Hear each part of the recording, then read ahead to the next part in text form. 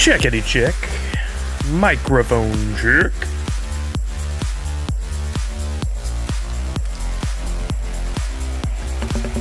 Looks like the gain is good. Thank you, Cal Laird. Thank you, Cutie Beck. Good to say those names again. It's been too long. Welcome back. Thank you, Cutie Beck. Miss Jessie Star. Lace Evan. No, I'm back in Seattle area. Home again. Yeah, we can go ahead and do this thing. Let me bring down the music. Slowly. Thank you, Random King. Thank you. Miss Fancy Cherry! What's happening? Let's see if I got the camera right. Just in time for a Tarjaran Puma. Tier 2, 42 months.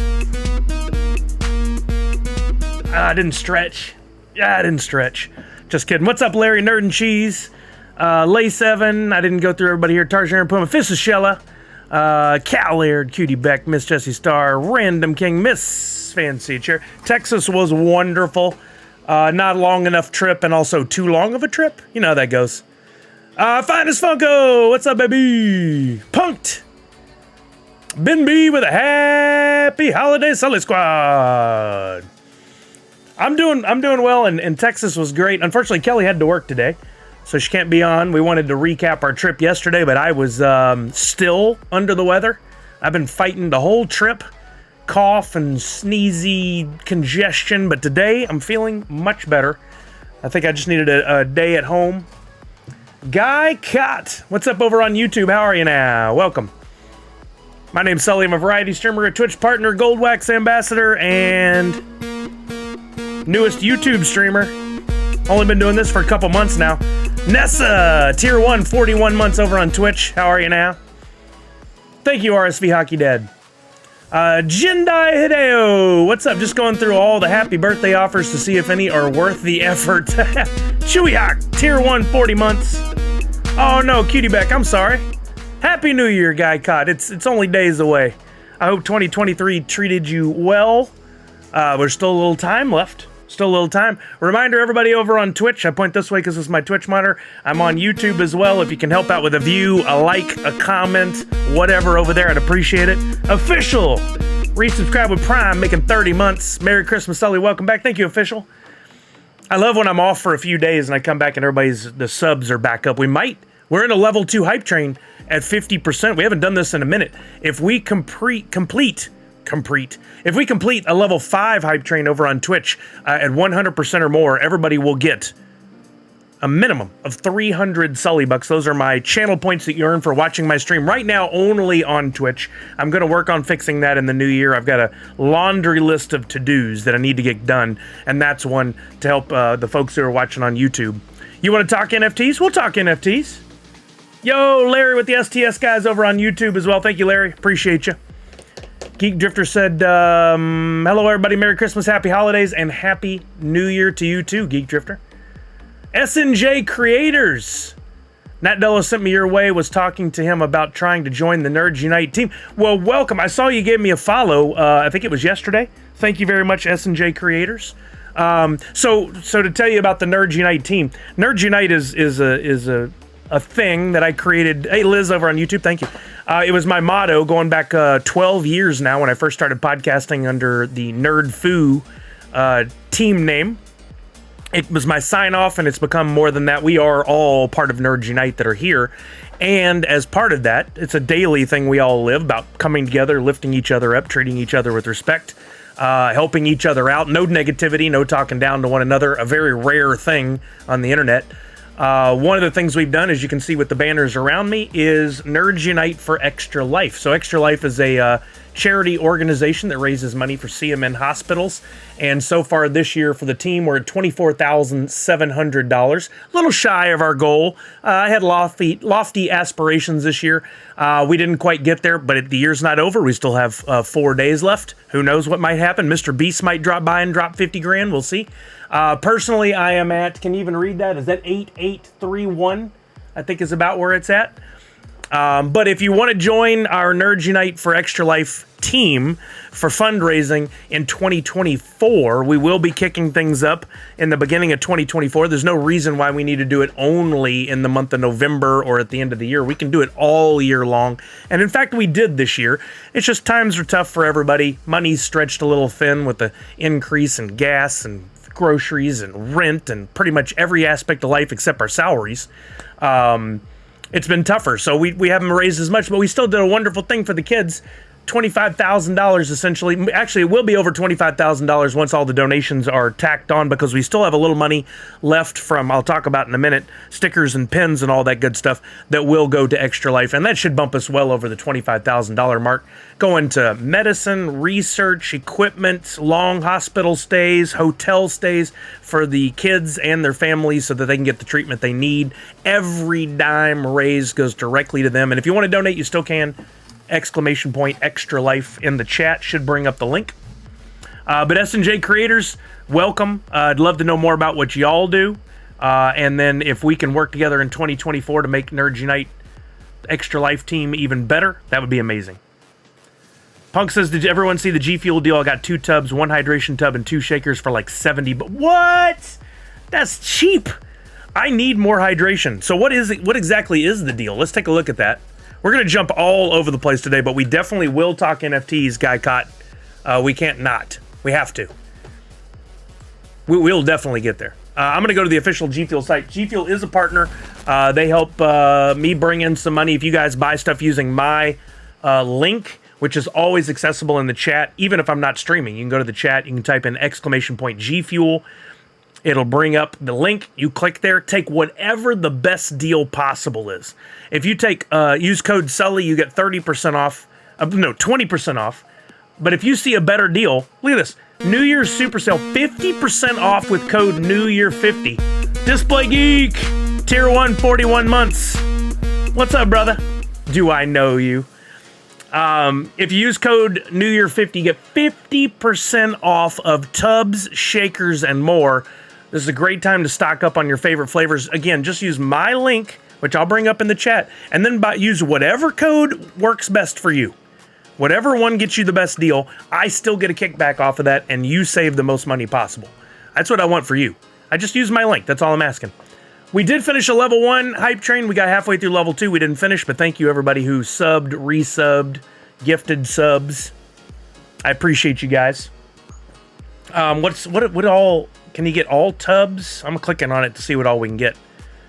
If you don't know what G Fuel is, G Fuel makes several different products, but our favorite ones are the hydration. Actually, I'll show it in order of how most people know it. Hold on, I'm grabbing a tub here. You can buy full tubs of the G Fuel, standard G Fuel that comes with caffeine, electrolytes, and all the goodies you need to stay alert and focused. Wonderful flavors. My absolute favorite is this one right here, Ice Shatter, which they've rebranded to match the OG Mortal Kombat branding. There's Sub-Zero on the side. Or if you don't want the caffeine, you can get the G Fuel Hydration, which I use daily. Either mix with regular G Fuel for more flavor, or I'll just put it in with water or even my green juice in the morning to kind of knock some of that horrible taste of the green juice out. It's what plants crave. And this flavor here, one of my favorites is Hive Nectar. But you can get all this for 50% off right now on the G Fuel website through the end of the year, I assume. I don't know for sure. You need to read and understand. Oh, I want this one. The Glitch Mix Collector's Box. Strawberry guava coconut, but more importantly, look at that awesome shaker. Wait, is $39.99 is the regular price? So you're telling me I can get this for $20 with an awesome Spider-Man shaker? I need that. I loved Into the Spider-Verse and Across the Spider-Verse. Both of them are fantastic. Here's a Dimension Dance collector's box that's got Spider-Gwen. Yay, there's Ted Lasso. Okay. Yeah, right, Mountain Meg, jump on it. Thank you, Ted. Absolutely. Tubs, 50% off everything, it looks like. Shaker cups, they even got the tall ones. And we just got Kelly one of the metal ones. Those are really cool. A $10,000 White Elephant Sweepstakes. There's a giveaway? That might be worth entering. They got a ton of great flavors. They do... Oh, there's a Contra-themed one? Come on. Rapid Fire Mandarin Orange. I need that. I love Contra. And they got some new Blacklight G Fuel tubs, which is really cool. I might scoop 1 or 2 of those. But get what you want. They also have, if you buy the starter packs, they call them, starter kits, you can get a shaker and 7 flavors. I believe you might be able to get these at 50% off as well. You'll have to check. That gives you a chance to test some different flavors before you commit to one. They got some great stuff here, including some of the tall metal shakers. Look at that. That's the one Kelly just got. That tall blue. The whole thing's metal. Top, bottom. Has a different kind of shaker filter in there. Lots of great deals. This is the time to stock up because this 50% off thing is not something they've offered in the past that I've seen. It's usually buy one, get one, or 30% off is the best you get. But 50% off? Come on. Allie says the Contra flavor is so good. It's like Tang, but better. Great morning flavor, lighter orange juice. Oh, okay. I got to get it. I got to get it for sure. I guess continuing the conversation about Extra Life, I did have some surprises for you guys.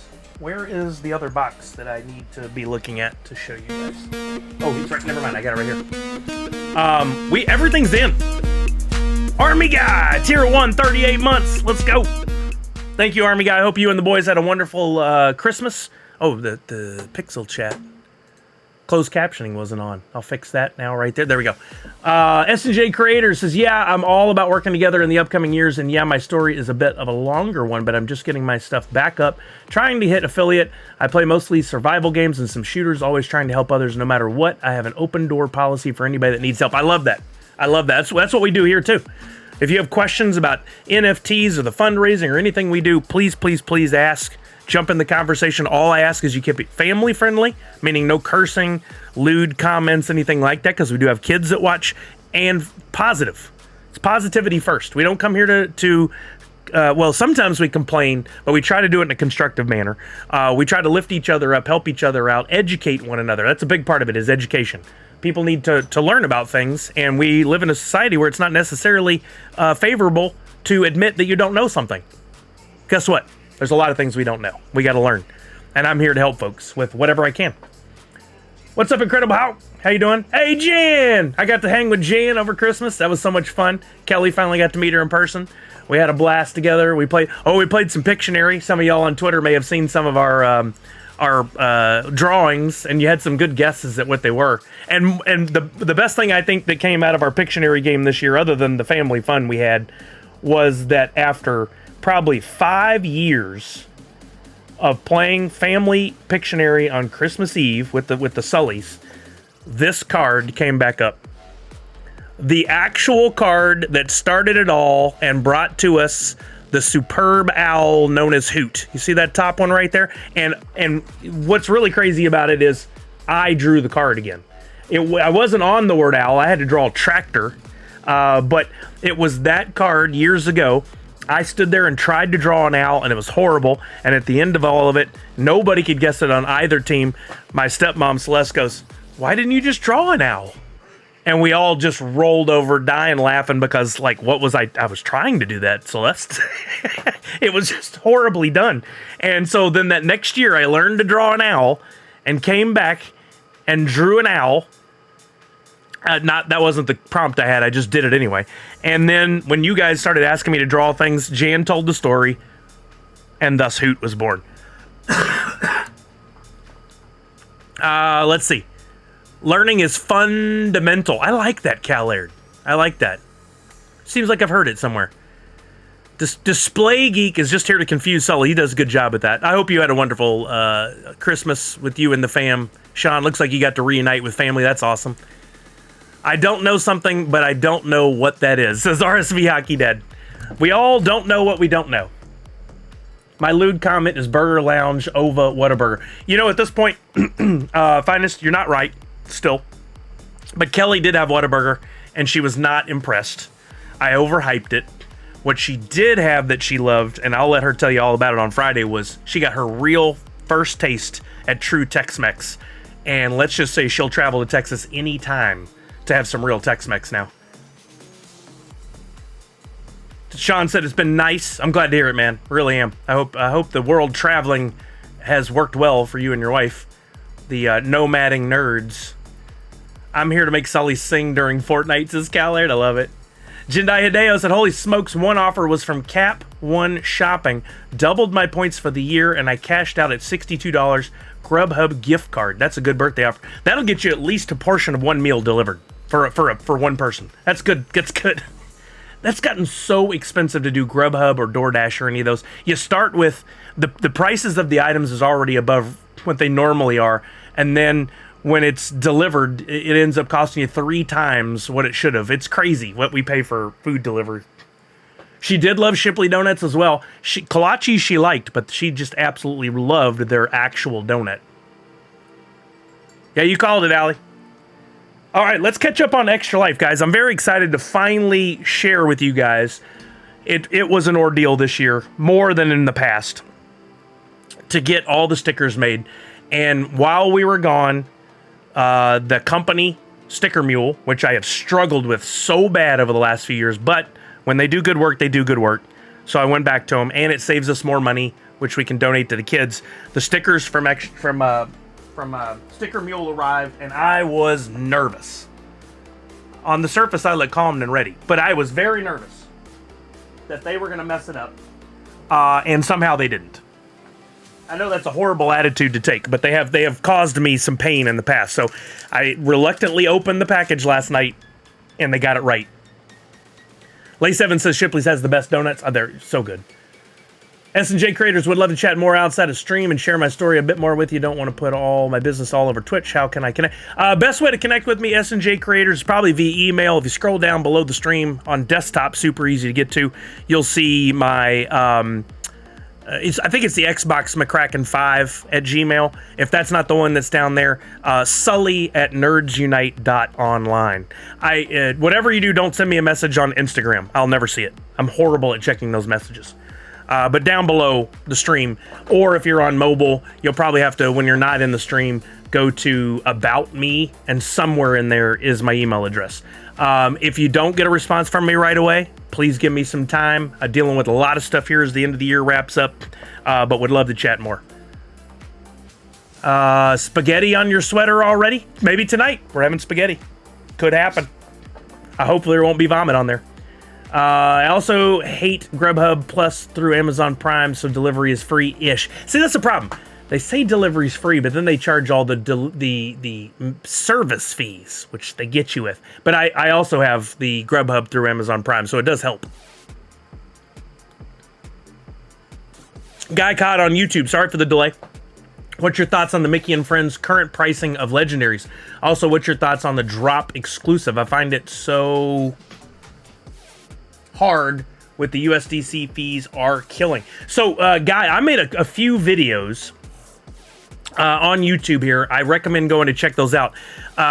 We will get to a full NFT discussion, but I will say I haven't looked at the price of the legendaries. We will get to that and we'll take a look. But with the USDC fees, I feel you, man. And it is a challenge. But there are some ways around that. And this is not illegal. One thing I recommend is we use a site called Pop and Stock. If you're not familiar with it, check it out. A friend of ours runs it. And he has a market watch feature on there. And I found it very helpful to buy things on the regular wax market, like Atomic Hub, using the wax I already had, sending those over, and this is not Mickey and Friends, this is all previous drops, sending some of those NFTs over to my drop wallet and selling them there to convert wax to USDC, all while actually making a tiny profit. So I'm not paying any of those transfer fees. And if you want more info on that, we can look at it later today or in a future stream. I'd love to show you what I'm talking about. I have, with the exception of $20 that I actually purchased and transferred in the YouTube video that I showed, I've probably transferred over NFTs and sold in the total sum of at least $500 that I then used on the market, all while making a profit. So I probably sold like $450 in NFTs for $500, maybe more. That $500, I didn't pay any fees to transfer over, and then use that on the market, the secondary market, to complete my 2 Mickey and Friends royalty sets that I have coming. We can talk more about it. I'd love to. The way my stream usually works, I'll go through some topics. We'll talk. We always get to NFTs at some point, And if you're willing to wait, awesome. We can talk about it then. Remind me of your questions and your thoughts because I have a squirrel brain and I'll forget. But you can always come back and watch the VOD later as well. And we've talked about this ad nauseum about the value of the Mickey and Friends, what could have gone differently, what we would like to see. What we try not to do is say Funko is stupid or Drop is stupid. There are business reasons why they do the things they do. I was having this conversation during Christmas. Businesses don't go into business to confuse their customers and lose money. That's never their thought process. Unfortunately, sometimes with the business decisions they have to make, that's the way it comes across to people. You got to take the emotion out of it whenever possible, and just it is what it is. You know, they set up a structure, they give us the product. We do with it as we please. We can offer feedback, but we need to offer it in a constructive way. Telling companies they're stupid and angrily cursing at them online, they're going to ignore everything you say. It serves no purpose. You're doing nothing when you do that. So let's try to avoid that. Display Geek says, I love paying $50 for a ticket and then $1,234,567 in fees. It is better than pizza. I hear what you're saying. It's frustrating. Okay, Extra Life. I showed some of you the other day one of the stickers that came in. This is from Sticker Ninja, and for those of you who don't know, as a way to raise money for Extra Life, we pre-sold stickers and enamel pins. Those are in now, and I will begin distribution to those of you who have paid. If you have not paid, all emails were sent telling you the amount you owed. Please go back and check your email. Look up Nerds Unite or Extra Life. Check your trash. Get your payments in. Unfortunately, I'm going to have to bug some people who have not paid. If I do that, don't get upset. Just pay it. You can still pay. And if you think you've paid, but I said you didn't, all I need is you to tell me when you paid and from what name. There's where the problem comes in. Some of you have a PayPal account and your name over there is Banana Butterfly, but then here in the stream, you're something completely different. I don't know how to connect them. So please go back and check your emails. Mountain Meg says, as someone who works with our consumer connection team, can confirm constructive feedback is best. Just complaining goes nowhere. And you know what? We've said this a million times. And I know you guys are good about it, but it's the rest of the world that we have to educate. But Mountain Meg, you and I are usually on the same page. Billy says, happy holidays, Nerd Unite crew. I hope you all had a wonderful holiday with your friends and family. You too, Billy. I hope you're having a wonderful holiday still, sir, and a great new year. Okay, so first bit that arrived, we did get our glow-in-the-dark Nerds Unite for Extra Life sticker from our friends at Sticker Ninja, who have yet to do me wrong. They do a wonderful job on their printing and delivery and fees. Here it is. You see the white background. I purposely left the logo, the NU, the Nerds Unite, the Extra Life 2023 all white so that the glow would show more. Here's what it looks like with a little black light. You can't really see anything, but when you get this in the sun or a nice bright light, this is with 2 of the 3 main lights in my room on. Look at the glow. Look at that. See, the green didn't do a lot of justice. I can't turn all these lights off easily, but I promise you, if you got one of these in the past, this is one of the most beautiful glow stickers you'll ever see. They do such a good job with that material. It is gorgeous. Just wait till you see it in a fully dark room. Somebody got envelopes last year with the deliveries of these stickers that I did, a different logo, of course, because that was 2022. And they said this was actually glowing through the envelope. Fourth curator, I do not. Cutie Beck confirms the glow is insane. What's up, 926? How you doing, man? We're just getting started, really. I told everybody that the stuff is in, and I was very apprehensive about how our friends from Sticker Mule would do, because they have unfortunately failed me many times in the past, but the stickers are in, and it looks like everything is right. So I actually haven't even opened the full packages. I'm gonna do that right now for the first time, so that we can see the full glory of the stickers, and then I'll show you the enamel pin, which is in. All right, so we have the glow-in-the-dark, and then the main logo, which you see up here, collapsed just with the NU. Oh, perfect timing. That's the main logo with the full Nerds Unite. Here is the first view of the full sticker. I'll take the glow-in-the-dark one out of the background. Look at that beaut. Perfect job. Perfect job from the folks at Sticker Mule. These measure, I believe, was it 3.5 wide? 3.5 inches wide by 1.8 inches tall, roughly. Matthew Abbott resubscribed with Prime, making 25 months. Several points were they were reluctant to work with me on. One was they seem to think, even though they have all the digital tools in the world, and I've worked with some of these before, they're like, ooh, anything too close to the margin can get cut off. Like, no, your machines are better than you think. I wanted the halo to go up into the sticker as close to the margin as possible, and I wanted the rainbow at the bottom here to be flush with the die cut, and they did it. They were like, oh no, the halo's too close to the edge. I'm like, no, it's not, it's fine. And they did it. Oh no, the rainbow's too close to the bottom. They did it fine. Their machines are better than they give them credit for. So they came out great. And what I was really reluctant about is printing from 2 different companies. I gave very precise files, and I was so concerned that they wouldn't line up to be the same size. They are nearly identical. If there's any difference at all, it is so minuscule you can't even see it. So that was that part that made me apprehensive. Yay, they did it right. And that just leaves the beautiful holographic, which I will open for the first time now. The beautiful holographic sticker. I don't know, I think the glow in the dark is probably most people's favorites, and that is the rarest one to get if you ordered stickers. If you didn't, stay tuned. I got information for you. Thank you, Cutie Beck. Thank you, Jan. Yeah, I'm very, very happy. It took a lot of back and forth with them, and then they took so long with the back and forth that on December 1st, I had already placed the order 2 weeks before that. On December 1st, they're like, okay, finally, we have approval. Now we're charged your card. And my card expired November of 23. So literally one day made the difference. By the time I figured that out, it was another week gone by. Then I tried to pay several times. Their system failed. I had to contact them. They had to send me a new invoice. And then I finally got through the payment. So it took an extra 3 weeks longer than it should have because of their issues. But we're still here, and I'm going to try to get them all out before the beginning of the year. Last one. We had glow in the dark. Regular. We had glow in the dark. How about the beautiful holographic Nerds Unite for Extra Life? Look at that mirror shine. That rainbow mirror shine. It's gorgeous. They did an excellent job on these. I think I ordered all the stickers. Yes? No bill sent. Okay, I'll check, Jan. So that actually brings up a good point. They all match in size. Good job to Sticker Mule and Sticker Ninja. Sticker Mule just needs to work on their communication and billing, and then we'll all be good. If you did not order stickers, if you did not pre-order and pay, don't worry.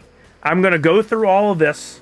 I'm going to get these set for delivery. I'm going to send out emails to those that didn't pay. We are going to have a few extras, and I will put them up for sale so that we can still raise money for the kids. I want to get all of them out of here. But what I have to do is allocate all the ones that were for pre-orders first, and then we'll have the extras. And if you guys are interested, I will put up a form or something, and we'll get those paid out. Now for the...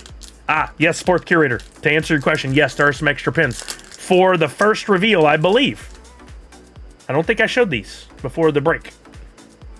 The Nerds Unite for Extra Life 2023 enamel pin, my first official enamel pin, is here. And it is a beaut. Wonderful job from our friends at Little Shop of Pens. They did a great job on it. I think it came out beautifully. This measures at, I believe, 2 inches wide by 1 inch tall. 1 inch tall, just a little over. And on the back, as per the mock-up, you can see the Nerds Unite and Little Shop of Pens. Our first collaboration. Hopefully not the last. Yeah, they look great. So what's going to happen is if you pre-ordered, I already have in... Where are they? Not accessible right at the moment. That's where they are. I have in the black bubble protected mailers. They're small envelopes about yay big. They have a bubble wrap exterior. And I'm going to combine your stickers and your pins. Sounds good, Jan. I will combine, for anybody that ordered, they got both. We'll combine them in there, get them shipped. If you order just stickers, those will come in an envelope. They will not have tracking, but keep your eye out for them to come from me. And then once those deliveries all go out, then, which should happen in a few days, I will tell you guys what's available. And with any luck, we can get some more sold and donated before the 31st. That's a lot in 4 days, but I'm going to try my best. So what's going to happen next is, after the stream today, I'm going to go hang out with Macy a bit, watch some movies or something. I'm going to start numbering these. Part of what makes the exclusivity, these stickers, really fun is on the back. I will number them out of however many they are. If you've seen my stickers before, well, that's not one of mine. Here's one of last year's gold. I didn't offer gold this year. Extra Life 2022. They are all numbered. So there were only 90 of those. So for those of you who ordered the full sets, you'll be getting some of the lower mint numbers, the lower sticker numbers. But everybody will have a chance at some lower ones. I'll mix them up a little bit. Sorry about that. I missed the mute button. Disgusting. I'm sorry. I will number them. I'll send them. The pins will not be numbered. I did not get those serial numbered this time. So those are just one of the, I think there were 75 made was it. That's it. Miss Jessie Star, serious question regarding these shipments. Is the return address on the envelope going to be the new P.O. Box? Yes. Oh, okay. The new P.O. Box should be below the stream now. I believe I corrected it. It is on... Hold on. Let me look it up to make sure. It should be down below the stream, though, right now. I'm sorry. I thought I told you that I updated it, but now you know. It is on... It doesn't look like a P.O. Box address. It's on Judson Street, Box 2763. They told me at the post office to write it like this because it looks like a normal physical address. But it still goes to my P.O. Box, no problem. So look down below the stream for Judson Street address. I believe it's updated. If it's not, let me know. And if you have something to send my way, which you don't need to, but if you do, if you want to, that's how you would get a hold of me and send it to me. Okay, any questions on Extra Life? I'm very, very, very excited to get these to you guys. As you can see, I've got a lot of work ahead of me. It takes a lot of time to number stacks and stacks of stickers and get them all sorted and out to you guys appropriately. So be patient with me, but I promise to get to work on these very quickly. Oh, yeah, Miss Jessie Star, you better believe it. It is updated. Okay, thank you, Misty. Miss Jessie Star, you know what? I changed the address mid-shipping stuff, but as long as that address is on Judson Street, then it's correct. Box 2763. So double check that. Also, I don't think I've shown you guys many times before, but check this out. This is the artist proof, if you will, the prototype for the way they send me a little sample. I guess they have this internally for their own records, and then they pop this on there and send it to me. I have a whole box of cool things like this that are like prototypes that I've kept. And one day we might do something fun with those to raise some money. Oh, speaking of sticker, found these at Target. $3 for a pack of 20 of these adhesive pockets. Found them last night, in fact. I haven't tried them yet. But there's 20 of these pockets that you can peel the back off of, and then you can put something in. There's a side opening. So I'm thinking about putting them like on my computer or something, and then you can slide the sticker in. Let's see if last year's sticker fits in there. You can slide the sticker in if you want. Yeah, perfect. Look. So once you peel the back off, it's completely see-through clear. So you can keep your sticker in good shape without having to peel the back on there. And then that way, if you want to take it out later and see what number you had or whatever, you can. Jan has a cool, like a book, kind of like a sports card collecting book, or a photo book that she puts hers in with a little description of what the stickers are and all that. But for those of you who don't have a book and you want to put these up maybe around the house, or if you want to make your own book, these are great. They're up at the very front of the Target in that section that has all the... oh, that's how it peels off. The whole backer, not just part of the back.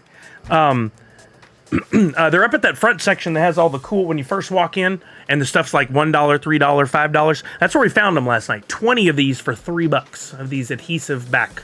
So if you're looking for something to just display your stickies and you don't want to shell out the money for those acrylic 3x3 things, which are very cool, by the way. I think Mountain Meg has some, and I just retweeted the other day.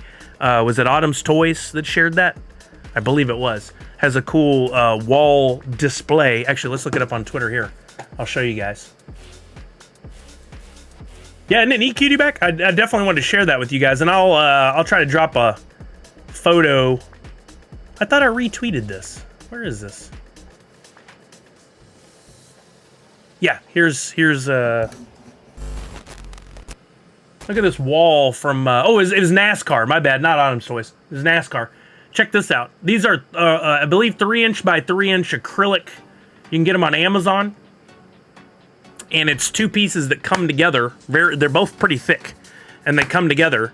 And then he's wall mounted them to make this grid, which is really cool. And most of my stickers are 3 inches wide.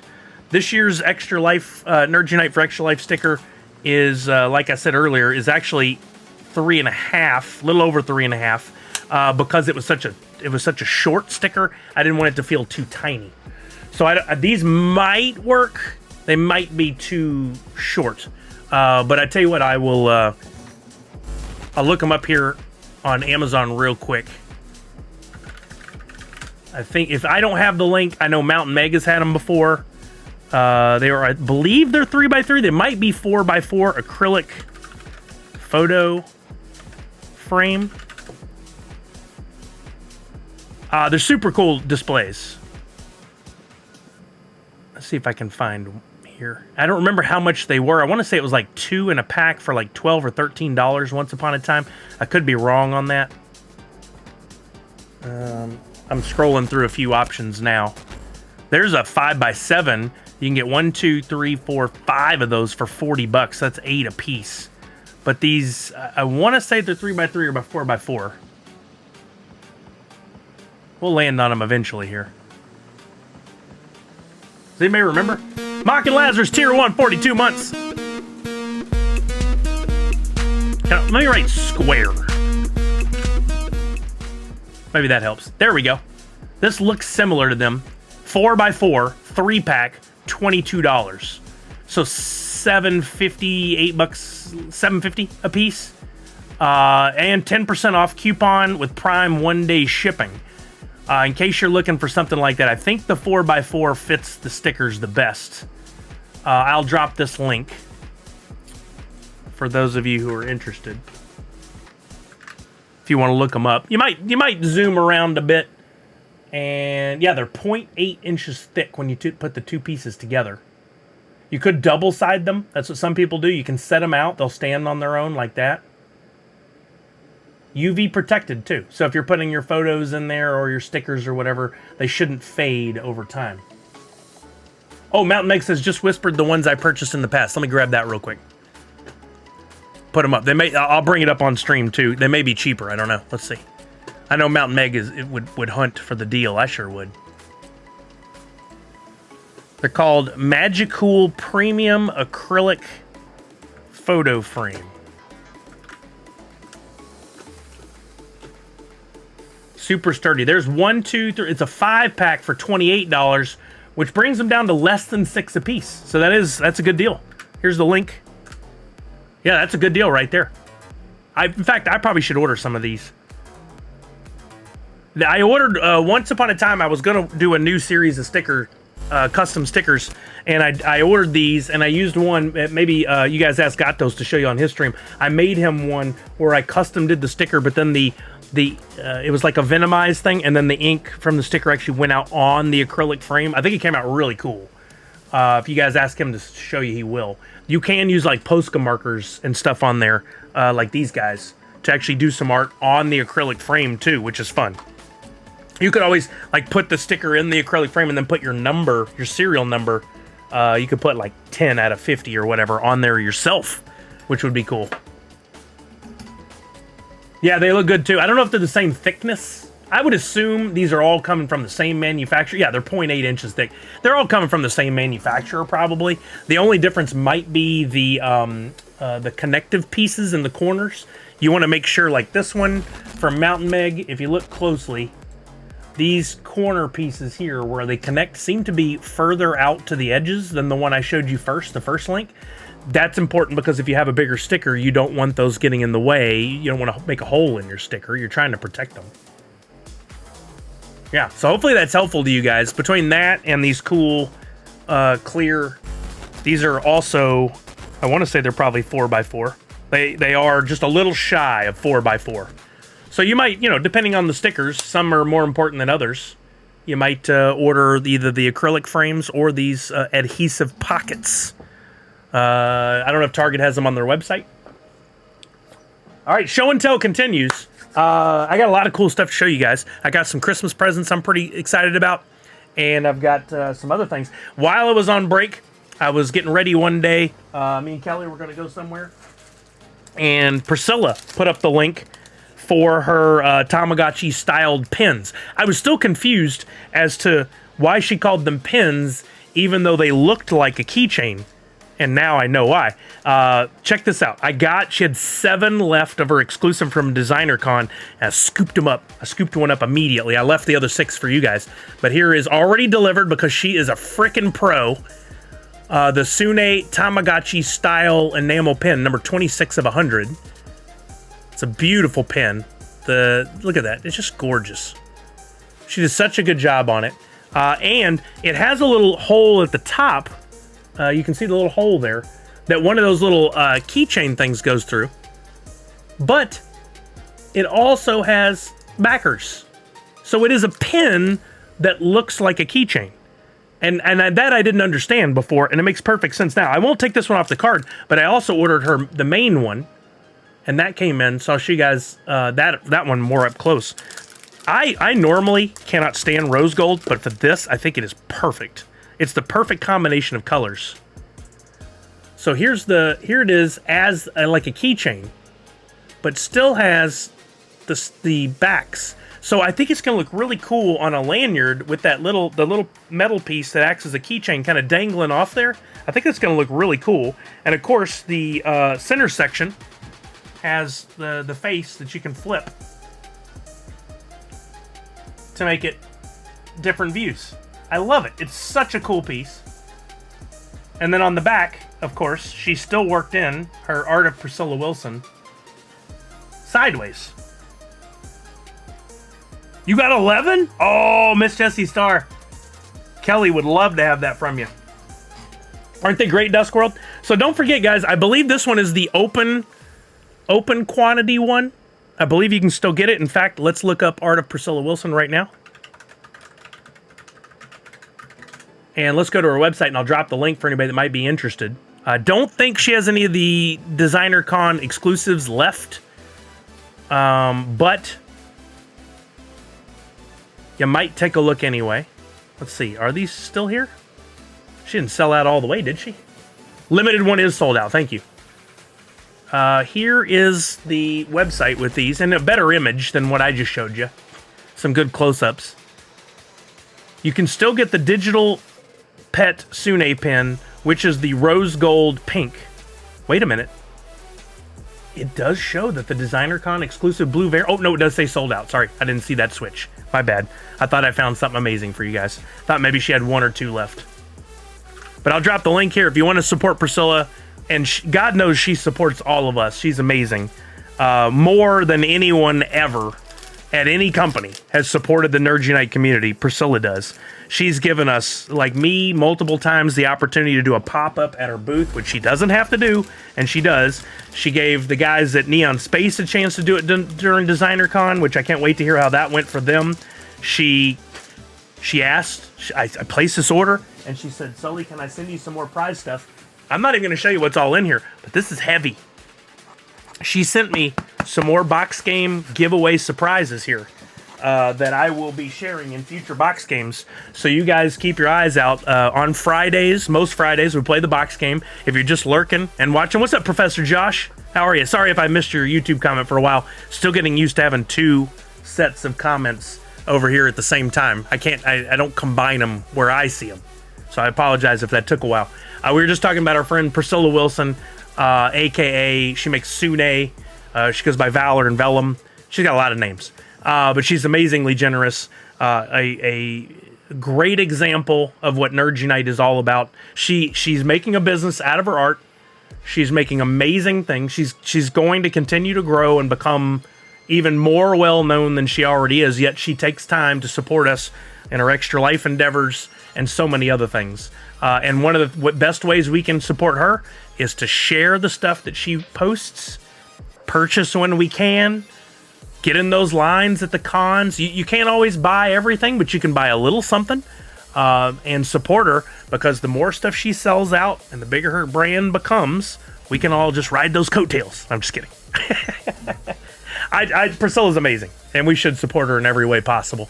So buying those keychains, if you got an extra $15, jump on it. Those keychain enamel pins, and support her. What else do I have for show and tell? Got a new hat. Love this. Kelly, my fiance, and you guys know Jungle Bride, their brother Jimmy, who's coming into town, is in town now, and I'll get to see him later today. He has his own brand called McDowell's. He makes shoes, like his own tennis shoes. How many people you can say that about? His own brand called McDowell's. He made some cool new beanies, and I wore this one over the weekend, and I love it. And it's got this McDowell's super quality. His stuff is very 90s vintage, baggy fit look. Some of the NBA players are wearing it now. I love it.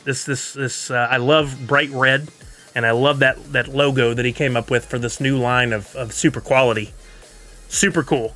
If you don't know McDowell's, you should check it out online. For Christmas, I got some cool items. Oh, one thing I got, if you guys like card games, this is fun. We played this over Thanksgiving, and I just got this set in my stocking for Christmas. It's called Monopoly Deal. It is if you know Monopoly, you have the properties, you have the railroads, the waterworks, all that stuff, community chest. This is a card game based on Monopoly that you can play. It says in about 15 minutes, and that's pretty accurate. So if you like the fun of Monopoly, but you don't like the long games, highly recommend this. It's so fun. We're going to play it again probably tonight, if not at least during this Christmas break.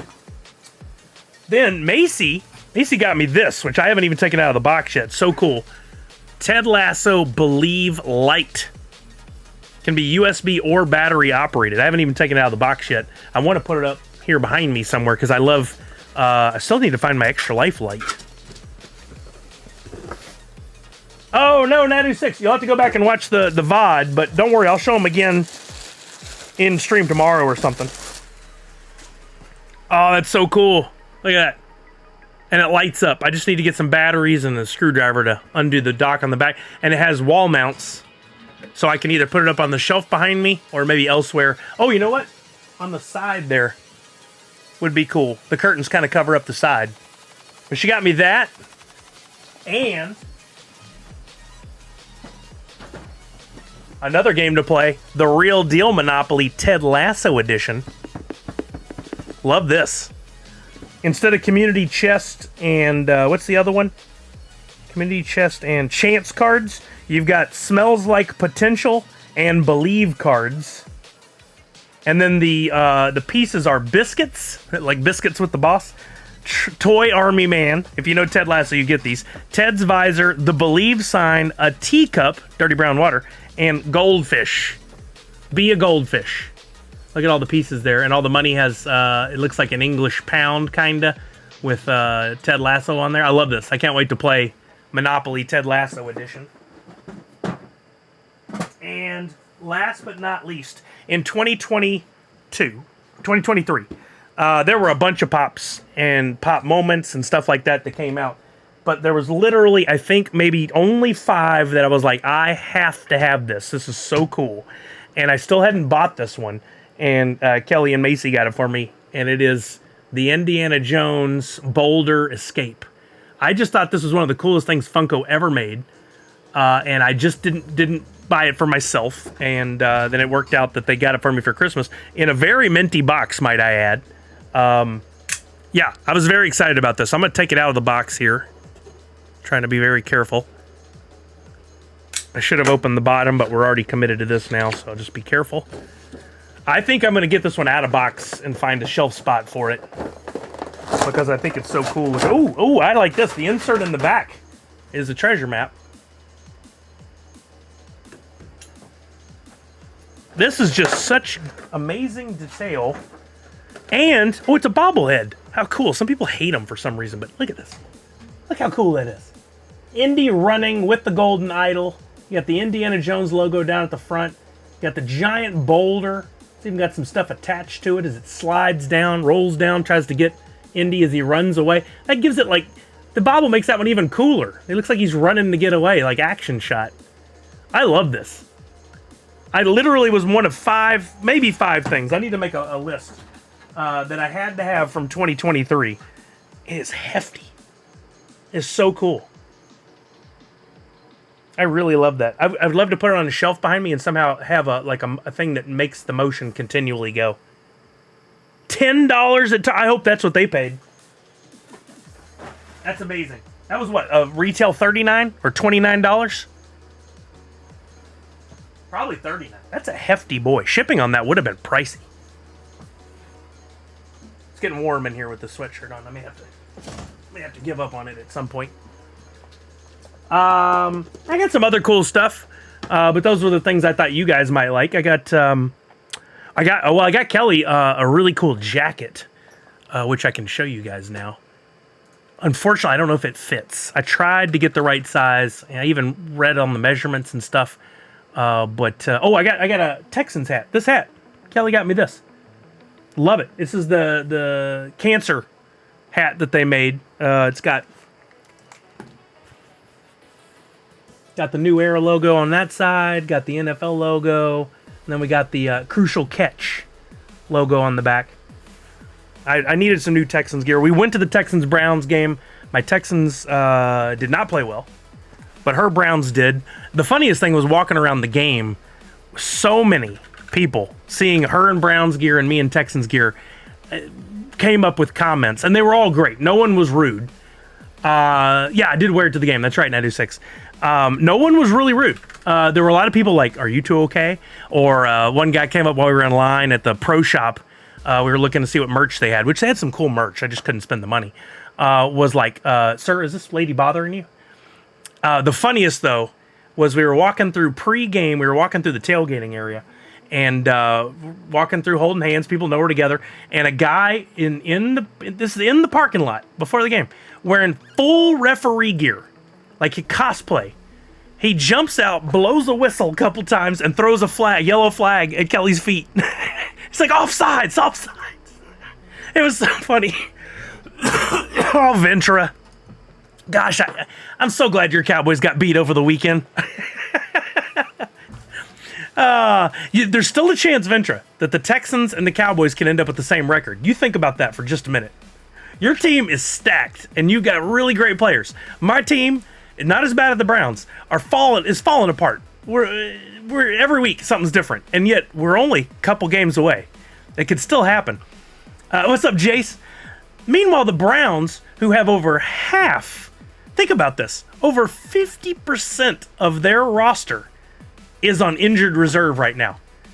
It's insane. Over 50% of their salary cap, anyway, maybe not quantity of people, but amount of dollars, is on injured reserve, and they're rocking a winning season. I saw earlier today that this is the first time in 70 years that the Detroit Lions and the Cleveland Browns have a winning record, or over 10 wins. That is true, Venture. You do have that on me. I got Kelly this jacket, and I think it's so cool. She had mentioned when we were watching the game one day how much she loves the Browns elf and that they don't make much stuff like that. And of all places, I found it at Kohl's. I couldn't believe it. So that's the front of the jacket, and this is the back. And I think it's dope. I think it's really cool. Look at that. Got the elf embroidered on there, and it's a starter jacket. Remember how cool starter jackets were back in the day? They're real satiny. Yeah, I agree, Nadu6. Yeah, it's so cool. It's a little tiny on her because it ran a little undersized, and unfortunately on Kohl's website now, all they have are 5 2XLs, and she is not a 2XL by any means. Got her a medium, and it just ran a bit tiny. So hopefully she'll still be able to enjoy it. She just can't wear a sweater under it. But it fits real nice. I was excited to get that for her. Unfortunately, it got delivered while we were gone, and then her coworker nicely said, well, I don't want that to sit there on your porch. I'll come over. She got it off the porch and took it. So she didn't actually get it till yesterday evening, but she was still excited about it. That's what she'll do, Natu6, for sure. Because, I mean, honestly, who wears a jacket like this lady completely buttoned up all the time? You only do that when you're really cold. But she really dug it. I hope I did good for Christmas this year. Dating somebody new or having a new person in your life that has their own Christmas traditions is an interesting gamble, because you don't really know what the expectations are. How much do you spend? How many gifts do you get? What's the stocking situation like? Do you do stockings? What are those traditions that to them are so important? I learned a few things, but I think all in all, I did pretty good. I didn't ask enough questions beforehand. I should have asked more, but no, we were both very, very nice to one another about the Browns-Texans game. We did have a bet going, and I was going to wear the Browns Christmas hat that she had. I don't know if you guys saw this photo. I'll share that. I was going to wear the Browns hat out of the game, which everybody would have been like, oh, he lost a bet. Guaranteed they would have thought that. But, one other cool thing that happened. See, look how cute she is in the Browns hat. I almost had to wear that out of the game, but then she was like, nope, my hair looks good like this. I don't want to give up the hat, so you don't have to honor your end of the bet. For the first time ever, I've been to probably 200 sporting events in my life. Texans games, Rockets games, Arrows. I used to have Astros season tickets. I've been to the Seahawks up here. I've been to stadiums all over the country. Never one time in my life was I that row that they call out like, well, row 3, section 130, row 4 has won, and the people are on the monitor showing off. We did. We won. We all won a $20 gift card from Chevron at the game. So they gave us those little things to hold up, and then we were on the big screen. I have a video here. That you'll see us for a split second. My videoing is bad because I'm literally cheering and holding my phone up in the air while cheering. Watch, I'll show you in a second. The lucky row, this was us.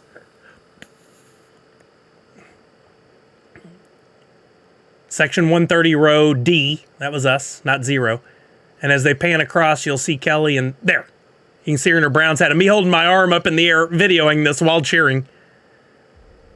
The lady came up to Kelly and she's like, now I know you love your team. I see you in your Browns gear, but I'm going to need you to hold that sign up in front of the Browns. She's like, fine, I'm keeping the hat on though. Yeah, Punked, I learned a lesson there. You have to size up the NFL stuff. Fort Curator says, I think I did really good this year on my wife's gifts. She actually told me stuff she would like after 16 years to get. Oh, that's helpful. You have to take notes all year. I've learned that. Right, the big question, her thoughts on Whataburger. She wasn't as impressed with Whataburger as I hoped. She's like, the one thing she said that I failed to mention was the size of the burger. She's used to In-N-Out, and if you get an In-N-Out burger, it's about yay big, or Shake Shack, but a Whataburger is like this big. And she's like, this thing's huge. She took a picture of her hand next to it. I don't have that picture to show the size. And she was like, well, okay, it's pretty good. But it's not like everything. And I'm like, I tried to set the precedent that I loved it because more of nostalgia than anything else. But what she did love was she had her first taste of Tex-Mex. And I think she died for a split second and was in heaven. Which I feel like every time I get to have real fresh made tortillas with beef fajita meat and queso. We went to Lupe Tortilla, which if you're ever in Houston, you got to go to. That's one of 2 places you have to go for Mexican food. And we ended up going the next night. We picked up some on the way back to my dad's place because she wanted it again. She's like, we may need to have this one more time before we leave. She said it, Nadu. She was like, well, they say everything's bigger in Texas. When CU plays Nebraska, no holds barred in our household. There you go, Finest, just for you. Papacitos is good. But Papacito, and they have wonderful tortillas, but their beef fajita meat is not as good as Lupe Tortilla. Linda and I have a running wish list on Amazon. It's great to go to that list for all occasions because we constantly add to the wish list. Very smart, Jace. Very smart. We did the Elfster thing this year because we're doing a gift exchange with the family either tomorrow night or later this week. I don't know which. My gift's already wrapped. I'm good to go. And everybody drew one name and you had to buy them something. My person never added anything to their list, but I added 4 or 5 items right in the range of pricing that we agreed upon. I'm excited to get any of them. Almost, I think all of them were from fanatics.com. So maybe I'll have some new Texans gear tonight. We'll see. But learning a new Christmas family, a new family's Christmas traditions is very interesting. I haven't done it in many years. And so I'm excited to see. One thing her family does that I'm excited about, and I joked about this before I ever even met Kelly. Brian told me that they have a family bowling tournament, which is this Saturday, by the way. They had to give up on it for COVID for a few years, but it's back now. And I told Brian when I met him 6 years ago, 7 years ago, whatever it's been now, he's told me about it. I was like, well, how do I get in on this? Can I be a special invited guest? And then he's like, well, I have a sister. I was like, oh, I'll just marry her. I'm doing it. I'm in the bowling tournament now. And I have a new bowling ball from my good friend Steve, Matthews Ranch, that he sent me, and I can't wait to bust that out on the family. They're already like, uh-oh, we got a ringer. All right, that was show and tell, and Extra Life, and a little catch up on the Texas trip, all within an hour. Hope you guys enjoyed it. You come by and support me in my nutty conversations. I appreciate you guys. We should talk a little bit about NFTs, maybe do a giveaway, get some gaming going before we get out of here. I don't know if Guy Cod is still here. If you are, we'll talk NFTs now. First of all, we did have the snapshot for the Power Rangers, which I forgot. And I didn't forget to do anything. I did all the things. I reminded everybody. Sold my packs, tried to sell my extra epics, opened any packs I had left, did all that. And I wasn't caught with any packs left. In fact, as we talked about before, how to get USDC, I transferred some of my Power Rangers packs, or left them in drop and then sold them. And if we look at my list or activity, I was able to sell 1, 2, 3, 4, 5, 6, 7, 8, 9, 10, 11 of the extra packs that I had from Power Rangers because I thought they were going to be a good hold to make money. I was wrong. What it turned out to be, though, I sold them for I made $8 off each one after service fees and whatnot. Bought them at $9.99, so I lost $2. But I was able to transfer and get USDC by doing that. So I only took a little bit of loss, ultimately. Maybe a 15 to 20% loss. Not ideal business by any means, but I made the best out of it. I sold some epics and got what I needed to complete. I had my Power Rangers sets done. Just to let you know, I think the thing I got you from STCC is going to finally be on the way. Oh, wow. Okay, cool, Netu6. I totally forgotten about that. I'm excited. Thank you, sir. But we got the coins in. So if we go over to the stuff that I have now, the coins are my latest ones, and I didn't zoom out or anything this time. But I did get the Dulcia Grail, number 489 out of 914. I did get the Billy Redemption token number 660. I did get the 2 Freddy Funko as Ivan Ooze redemption coins, and love this. I think the royalty NFTs are some of my favorites. This royalty Freddy Funko as Ivan Ooze royalty NFT. Now these were only, to those of you who don't know, if you're watching and you're like, oh, I don't really how this works. When you collect a set of the Funko NFTs, and almost every drop they've done, there's been a royalty set. One of every common, uncommon, rare, and epic. Then when they do the snapshot, which is where they check on 11 a.m. on snapshot day, and they say, if you have a royalty set, we're going to give you both the coin, which is what you turn in to get your NFT pop, your physical pop, but you also get your royalty NFT, because these NFTs were not created before. They weren't in packs. You got them by completing those sets. And I love the Freddy as whatever royalty NFTs are some of my favorites. Now, if you didn't get this, That doesn't mean you can't buy it. You can still buy this on the secondary market. So if you wanted to, you can get it for as low as 63 cents right now. And I don't know how many were actually issued. 1,586 of the potential. There could have been 2,000, or was it 2,500? Let's look at this again. There could have been 2,400 of these.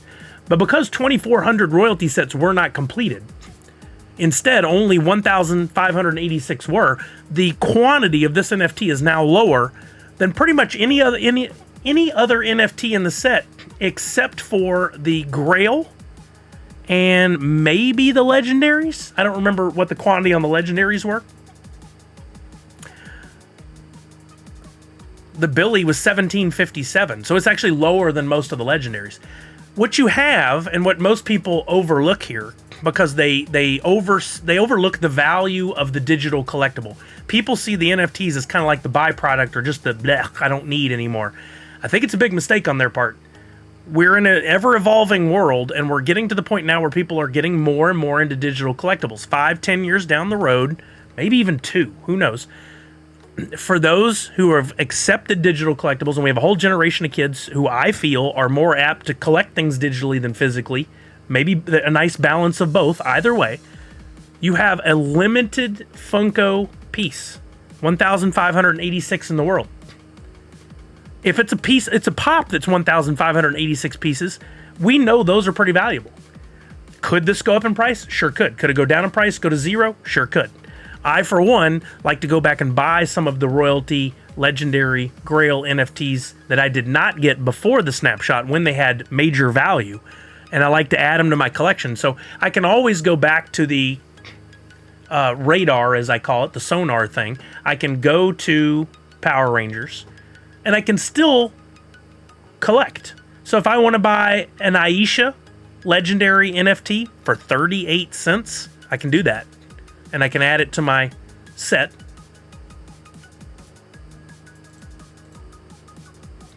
$0.38. I'm going to add that. I don't get the pop, but guess what? I still enjoy collecting, and I'd like to complete all the sets. I can get a Kimberly for 20 cents. I'm going to buy that. You can even pick up on Grails fairly inexpensively. They do retain their value a little bit. I was lucky enough to pull a Dulcia, or I still don't know how you say that. It's worth $5 now, which I think is pretty interesting.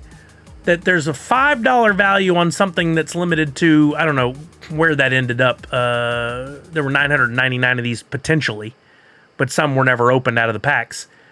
Why is that $5 and something that's 1,700 pieces should be what, $250? But that's not how it's seen in the secondary market. 79 cents I can get a Tommy. I'm gonna go ahead and do that too. I want to complete this set because I do collect digitally. It's not all about the physical pops. Now, having said that, if you did not collect and get a redemption coin, you still have, from the 20th, which is when this snapshot was, you still have until January 20th, roundabouts, I don't know what the exact day is, to get the coin, and you can still get the physical redeemable. So if you go to the marketplace and you look at the Power Rangers, by the way, we will look at Mickey and Friends momentarily. You can buy the coins. By buying the coin, you will not get the NFT that was originally why you got the coin. You won't get that. You'd have to buy that separately, but you just saw how cheap they are. But by buying the coin, you still will get the physical pop. As long as you buy that, add it to your account, and finish the checkout process before the deadline, which again, I believe is around January 20th. Freddy as Ivan Ooze, which is the royalty, is going for as low as $69.49. Now stop and think about this. This is what I just say. It's limited to 1,576 pieces. 1,576 pieces. If Freddy Funko as Ivan Ooze were sold at a convention with a quantity on the sticker of 1,500, this would easily be a $200 to $300 item in the secondary market. Power Rangers is a strong license. Ivan Ooze is a very recognizable character, and you got Freddy as Ivan. I do not understand still to this day why people look at the NFT pops and aren't willing to pay what they'd be willing to pay for a convention exclusive. These literally are the last hurrah for Funko on true collectible items. Everything else is a mass-produced toy at this point, other than a few things that they have at cons, fun days. These are the ways to get limited quantity items, and yet people are not willing to pay for it anymore, which I find interesting. Punked Prime, 37 months. What's up, Funko Addict Tech? You can get Aisha for $23.49. Think about that. You buy a convention exclusive. What do those go for now? 15, 20 bucks plus shipping? This is almost cheaper. And you can get it for $23.49 for Aisha, limited to probably like 1,700 pieces and change. Billy, $27. Kimberly, $25. Tommy, a little more expensive. We're talking Green Ranger. We're talking, he's always going to be more collectible now for Jason David Frank stuff, $58. And Dulcia the Grail, $89. That's crazy for a Grail that's limited to probably 800 and something pieces. So you can still buy the coin, add it to your account on drop, and then remember, if you see the diamond up at the top, which is cropped off, I think right now for you guys in my view there, the diamond up top with the number on it means you need to take action. So don't forget, you have until, it's January 19th. It says it right there. You don't have to memorize any dates. You have until January 19th to check out and basically tell them, I got the coin, here's my address, send me the thing. And they'll send it to you. Don't forget, if you go through the checkout process and then you're done, you can still add coins and check out again. You're not limited to one checkout. Delivery within the US is free, as many individual deliveries as you want to order. I can actually, let me make sure this doesn't show my address. I've shown this before. It does not show my address. Okay. If you want, you can break your shipments up into multiple shipments. My rule of thumb on this, little recommendation for you, keep it to quantities of 4 whenever possible. You don't want one pop shipped individually if you can keep from it, more likely to get damaged. The 2s and 3s are hit and miss, but the 4 comes in a large enough box, I feel like it limits the chance of a damaged shipment. I don't have stats on this, it's just coming what I've heard from people, so maybe that's incorrect, but that's how I feel about it.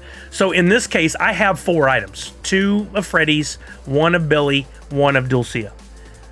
If I had 6 items, what I could do is I could go in, uncheck or check the ones I want in a delivery or not in a delivery. So let's say if I wanted to ship 2 in one delivery. I don't, but if I wanted to. I just pick this Freddy, number 660, and I pick this Dulcia. Now there's a quantity of 2 individual items here. I click continue, I go through the checkout process, I finish, I come back, the 2 remaining coins are there. I can now check out again, another free delivery, and have that sent to me. You do what makes sense for you, what you feel is right, but you can break it into multiple shipments. And then if you want to buy some other coins, you can still do that and check out again. I don't think there's any limitation on the number of shipments that you can have sent to you for free when it comes to the NFTs. Ludwig, here's a guy with gray hair talking about toys. That's me. They all take their freedom for granted, elementary and immature at best. Oh, I'm sorry you feel that way, Ludwig. We don't really tolerate that kind of talk about people around here, especially somebody who's working hard to share and have a good time. It's all about positivity here. I'm really sorry you feel that way, because we have a great time with we call them collectibles, but they're toys. Reminiscing, enjoying the things that we loved from our childhood. So I'll just click on your name, and I will hide user on this channel. Done and done. That's easy. All right, have a wonderful day, Ludwig. Merry Christmas and Happy New Year. So if we have 5, do 3 and 2. Again, it's however you want to break it up. Whatever you feel is best. I think quantities of 4 are best, but you got a weird number there. 3 and 2 might be the best way to do it. I don't know how many they put in a box if it's 5. Does anybody have any recommendations if they've had 5? Does that come in a big box that's less likely to be damaged, or do you feel like 3 and 2 might be damaged? You guys may remember better than I do on that. I've been very fortunate with my deliveries. Oh, they'll do 5. Yeah, they'll do whatever quantity. But maybe they break it up into shipments. Maybe they break it up into 2 boxes if it's 5. Maybe that's what you're saying.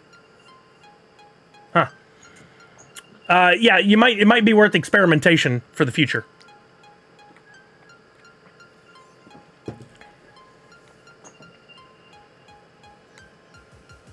Yeah, they definitely do ones. I feel like ones are kind of dangerous. Those small boxes don't always fare well with your USPS, DHL, USP. I don't know if they ever use UPS or FedEx. What's up, Crispy KC?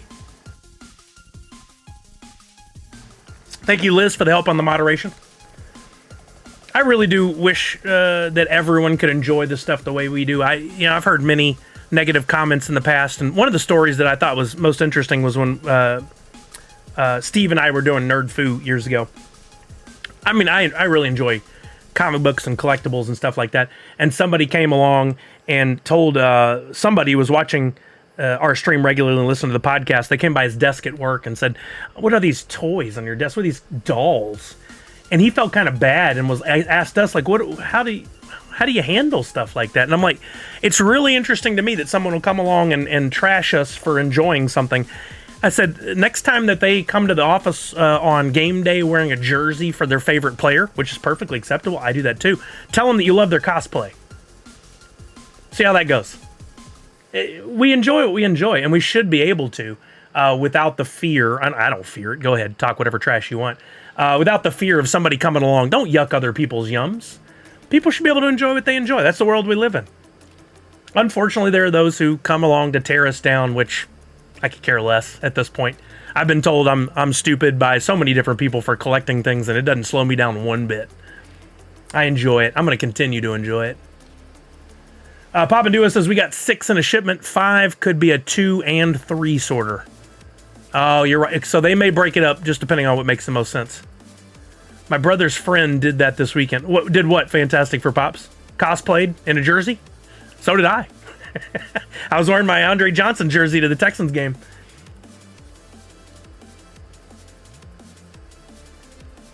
All right, let's talk about Mickey and Friends. I know Guy Cott has been very patient. Hey, what's up, Venture Nix? All right, going over to Mickey and Friends. Let's go back. This one was unique because it was a drop exclusive. Now, why this was important, the only real change to anything was if you got in the Mickey and Friends, you see that little DP and the sticker looking icon there. That means this was a truly, you could only buy it on drop. You could only buy and sell in the secondary market on drop. You could not transfer and do anything on Atomic Hub or any of the wax markets. Had to do it on drop. He's seen my Pops on my TV stand and was like, they're not dolls, bro, they Funko Pops. Exactly, tell him what's up. We may not agree on burgers, but you are not stupid, Sully. Thank you, Finest Funko. Ghoul! Gifted a tier 1 sub to Goofballs NFT. Thank you, sir. Merry Christmas, Happy New Year. You're only stupid until what you collect pays for your mansion. I like that. That's good. That's a shirt. Hey, Kelly, what's up, baby? Guy Cod is still here. Good. And Karma over on YouTube. What's up?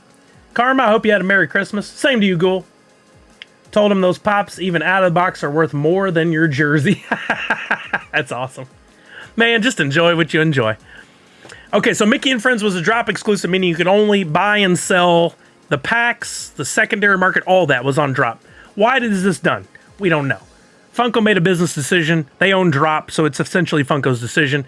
I'm 90% sure, based on what I know about the collectibles industry and how licensing works, that this was something mandated by Disney. Disney was probably like, you know what? We don't really want our stuff being called NFTs. You'll notice the drop does a good job of calling them digital collectibles and not necessarily NFTs. They are, but there's this negative connotation in the world due to lack of information and education on most people's parts that NFTs are, 1, bad for the environment, 2, that they are nothing but PNGs or JPEGs or whatever digital terminology that person thinks they understand, that they have no value, whatever. The worst one is that they're bad for the environment. There is and why people think that is because with the NFTs that were done through Bitcoin and Ethereum, Finest gifted another one to Cal Air. Thank you, Finest. Paying it forward.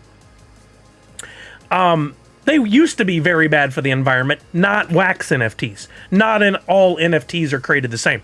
We're over here on the wax blockchain where ultimately everything is carbon neutral, meaning if there is any power usage or strain on the environment from the amount of energy used, Savage, tier 1, 41 months. Thank you, Savage. they offset that with carbon credits. Now, you can go down a rabbit hole, you can research all you want, and you can say, well, that's not good enough for me, that's still not good on the environment. Or you can research it and go, oh, you know what? That is good for the environment. I'm not really doing any harm here. They're planting trees and doing what they can to offset the use, the computer usage, the processing power that make these NFTs possible. It's all even. Your call. You do your research and do what you please. Finest gifted one to Jace. Thank you, Finest. Ghoul gifted one to Oh My Gatos. Thank you guys very much. That puts us at level 2 hype train 50. Nope, make that 82.3%. If we complete a level 5 hype train, I tell you what, if we complete a level 4 hype train at 100% or more, I'll give everybody here 300 Sully bucks over on Twitch that you can use to enter giveaways in the future. Finest giving another one to Big D. Thank you, Finest. Thank you. That's level 2, 83%. If you want to push the hype train forward, that's subs, gifted subs, or bits. Any of those are good. And thank you, Finest Funko, for 1,653 gifted subs. Make that 1,654. He's giving one to Ventura now. 1,654 gifted subs. Thank you, sir. I appreciate you. So that's the thing on drop, and that's the thing with NFTs, is there's a lot of lack of education. So Disney probably was like, we don't want to deal with the negativity connotations, the negative conversations, the negative whatever that come from these NFTs. So keep them digital collectibles, and therefore drop probably went. The only way we can really do that is if we make them drop only. That's a guess from me. I don't have any. There's no official statement from Funko. They're not going to make one.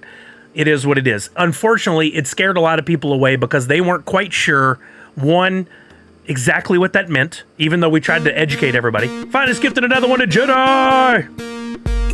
Jedi, who recently won the box game. Nadu said Bry is one of the most environmentalist friendly people I know, and he uses waxing because it's not bad for the environment. Uses wax. Thank you, Ghoul. We're well on our way. We're at level 3, 33%. So, is a drop exclusive stupid? Is a drop exclusive a pain in the rear? That's up for you to decide. It is simply the parameters at which they gave us. We understand that's what it is. We play along. The biggest hurdles from this drop, and there were a lot, is getting your account verified on drop. Not everybody could do that. Depending on where you lived, it wasn't an option possibly. And then also getting USDC. We talked about this a little bit earlier. The way I did I did a training video on YouTube where you could go on there and watch, and it'll show you how to go to Coinbase, buy the USDC, and transfer it to your wallet. It came with a hefty fee to do the transfer, and from what I read during the break, and I'll bring this up to show you guys. Thank you, Ghoul, for 200 bits. Appreciate you. There's more coming from Ghoul. Thank you, Ghoul. From what I read over the Christmas break, and I'll read this to you guys because I found it very interesting. Of all people who sent it to me, it was my mother, who gets information from Robinhood. And I'll paraphrase here as best I can to shorten this. Kelly gifted a tier 1 sub to Honey Bunches, making us, putting us at level 3 hype train 68%. Nadu6, that's essentially what they're doing. They're saying any computer usage, anything that would be harmful to the environment, we're doing a carbon offset. What you're doing is breaking it into a way that more people would understand more easily. But again, if people would just educate themselves, this conversation is moot. But guess what? People keep spreading bad info, which is unfortunate. Thank you, Ghoul. That was a lot of bits. I can't get 36 bits there. That puts us at level 3, 68%. If we had like 4 or 5 more subs, I think that might put us at that level 4 completed. Here's what she sent me. Surging Bitcoin NFTs send transaction fees skyward. So you have to send USDC from Coinbase to your wallet using Ethereum network, which I think is so strange because we're dealing with everything on Wax, but that's how it is. Thank you, Savage, for the bits. Launched earlier this year, the NFT-like inscriptions. This is not the thing I wanted to read. Where is it? Oh, here we go. Bitcoin transaction fees skyrocketed to $37 on Sunday, up from $1 or $2 in September. A high not seen since April 2021. So Bitcoin and NFTs on the Ethereum network are both up to the point where your Bitcoin transaction fees are $37. It's been climbing, which also adds another hindrance to the Mickey and Friends NFTs. If you think the only way to get USDC is to purchase on an exchange and send over, it is not the only way. Thank you, Alexis, for the 100 bits.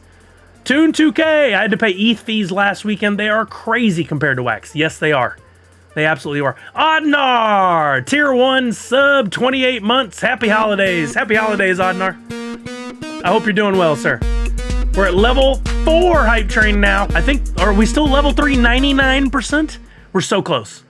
We're so close. We just need to get a level 4 completed at 100%. We still got 35 seconds for anybody that's thinking about subbing, gifting subs, or giving bits, all of which is how I pay my bills. Please and thank you, but you don't have to if you don't have the money. I understand. That's the long and short of that article. But where is it? 1.2 million new Bitcoin transactions, specifically around NFTs, took place last weekend. If people are telling you NFTs are dead, they are wrong. 1.2 million transactions in one weekend states that things are still happening, and that's only on the Ethereum side of things. That doesn't include all the transactions happening in Wax or Polygon or any of the other networks. There's an entire world of people loving NFTs, participating in NFTs, making a living off of NFTs. What you're hearing in the news and from the random passerby is the negativity. Oh, they're dead, they're stupid, whatever. Let them sit it out.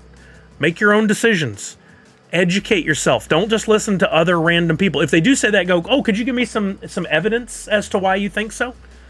Because I guarantee they're not going to have much to give you. Just something they're going to spew that they heard from somebody else. Ghoul, thank you for all the biddies. I appreciate you. We unfortunately didn't complete the hype train, but I tell you what I'll do. We did pretty good on the hype train. I'm going to add 50 points to everybody on Twitch. Unfortunately, right now, I can't do that on YouTube. I'm still got to get that set up. Sully bucks or points you earn, and you can use those to enter giveaways when I do giveaways. So if you're watching on YouTube, just know Twitch is absolutely free. You can download the app. You can create an account for free. You can watch for free, participate for free. I never ask you guys to buy anything from me to be able to get the points to enter the giveaways. I don't ask you to pay for shipping. I do that. The only time I'll ever ask you for any money is if I do an exclusive, a sticker, a pin, a hat, whatever. And then I explain it all fully. I don't like to even ask for the subs and stuff. I just bring it up when the hype trains happen. It's up to you guys to support me if you want to. Odnar said, thanks. We're doing great. Oh, and by the way, got my NFT prize, the Funko Ween Legendary, and my proto pen from Priscilla NFT auction win. Thanks, so you're welcome, Odnar. Thank you for your support, my friend. So, having said all that, let's delve into the Mickey and Friends, and let's look over on, honestly, I think the best site for all this is to head over to Poppin' Stock.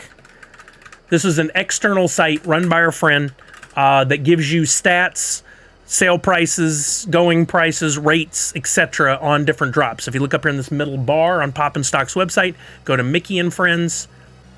You can get some data on this set. Whether you want to look at the data or not, it's up to you. There's some really interesting things on this page. One thing to know about Mickey and Friends, 52.76% of all of those NFTs are inaccessible. They will never see the secondary market. Funko makes the decision, still not understanding why, and that's all it is, not understanding. I'm not bashing them. It's a business decision for whatever reason. They didn't sell out within 4 hours, so they deleted 52.76% of all the NFTs, essentially. They say they burned them. They didn't actually, but they're not accessible, so you don't have to worry about them showing up later. That's a lot, which means there are only 4,665 total packs left unopened anywhere in the world. 843 premium, 3,800 standard. Those are currently going for, I'm going to my Token Head app to look this up. Just 1 second. Oh wait, I can't. I'll have to look it up here. Because it was never on Atomic Hub, we can't look up that pricing. We'll have to look it up separately. Sorry for the late message, but thank you, Kelly. It says Honey Bunches. Nice. Big D said, finest Funko. Hey, thank you for the gift sub. Good, sir. I love it. I can hear y'all's voices because I know you all so well. What that also means is a lot of the grails are never going to be accessible. I did an entire video on this. I've got the stats. It's crazy. There are less than 500 grails that will ever be pulled, even if every one of them available is pulled. Less than 500, which makes the Minnie Mouse a limited piece, less than 500 in the world. Doesn't matter what the sticker says. There will not be 1,000. There are less than 500. Each of the legendaries, I believe, is under 1,000 pieces. That's crazy. It's all in my video if you want to go watch it. I don't have those stats handy right now. Those numbers are low, though. The royalty set, this chart right here shows the royalty set. That's if you completed one, you collected one of every common, uncommon, rare, and epic. That's a lot of NFTs. I want to say it's like 70 something. I don't remember the final number. You would have to collect all of those in order to complete a royalty set. That royalty set, if you bought it from scratch right now, if you had none of them and you needed to buy all the NFTs necessary, is sitting at, looks like around $94, around $100. To complete a royalty set that will most likely, I can't remember the number on that was low. Did you expect this set to have low sales? Yes. I thought Mickey would be pretty popular. It would have been, except for there were a bunch of hurdles that came up when Funko and Drop made the business decision to make it a Drop exclusive. Now, we can easily say, had it not been a Drop exclusive, it would have sold out. We don't know that to be 100% true.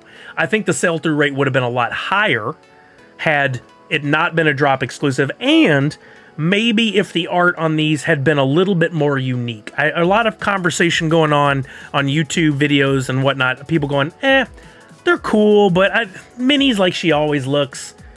The Mickey royalty's pretty cool, but the rest of them are kind of what they always are. I didn't hold that opinion, but a lot of other people did, and that tells me that's, part of the decision-making process. For a curator doesn't think it would have sold out. Regardless how you look at it, these are some of the first Mickey Disney NFTs in the world. The only other ones I know of are Vivi and Cryptoys. Those are on different blockchains. These are the first wax Disney NFTs, I believe. I don't think there were any others. Now, regardless of how they're currently selling, what will the future hold for these? These are going to be a collector's item at some point. Both the digital collectibles and the physical pops that come from this. People are still ignoring the fact that digital collectibles will have a value in the future. I think it's a big miss. If you agree with me, look at the pricing now, look at the quantities of these digital NFTs, and ask yourself, what does the future hold? Any number of things could happen. And the thing I think that's most interesting, a thought I keep coming back to, is right now our NFTs reside in a wallet online somewhere, and we don't really have a way to show off our collectibles easily. How could that change? I still think some sort of really cool digital photo frames where you have them behind you with your favorite NFT. When people come over and they see them, go, oh, really cool. Where's the future of that? Screens get cheaper and cheaper all the time. Projectors get cheaper and cheaper all the time. In the future, there could be a way either online or in person to show off your digital collectibles that someone hasn't thought of. And then people will go, oh man, my favorite character in the world is Goofy. I really want a cool Goofy NFT. Well, how many of those are there and where are they? Go ahead with your answers. This could be the only one in the world as far as I know. I don't know. I think once the physicals get in the market, they will be sold for more than they currently are. I agree.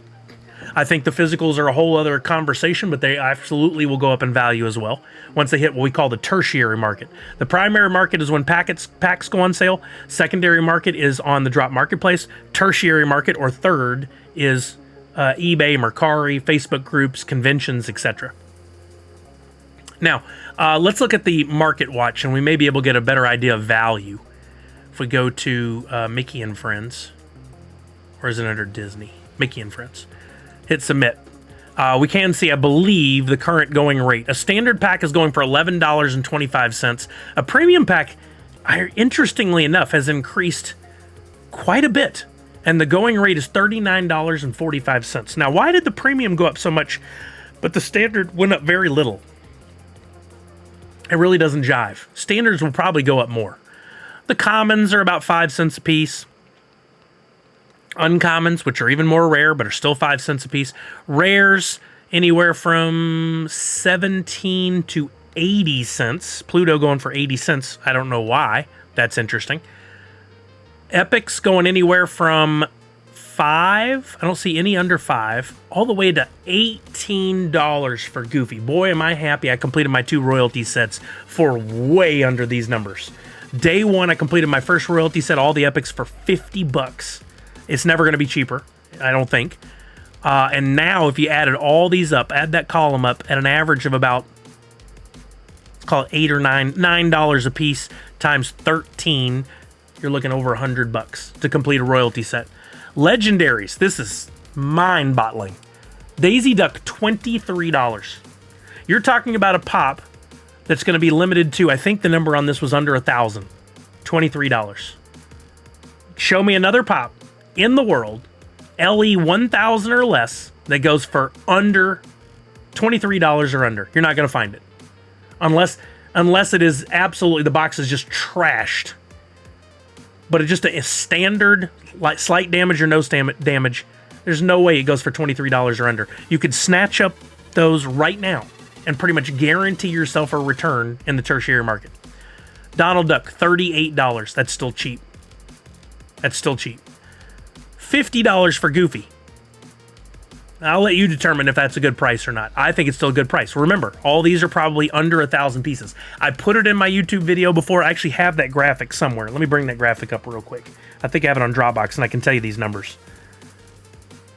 People aren't putting 2 and 2 together for either they don't want to, for whatever reason they're not putting it together. Let me see if I can find this for my YouTube video.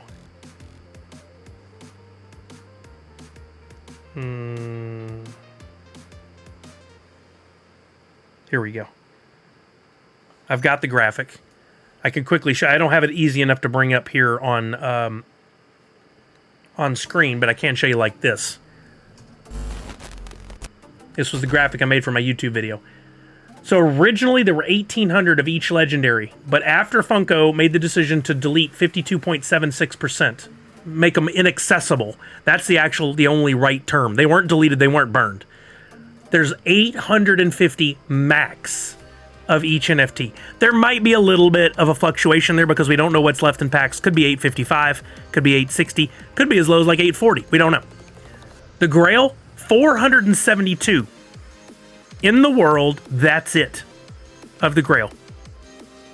Did I put the wrong image? No, that is mini. Okay, I thought for a minute I went nuts. And the royalty, the maximum that could be completed of the royalty is around 1,181. I got a feeling it's going to be much lower than that. Could have been 1,181.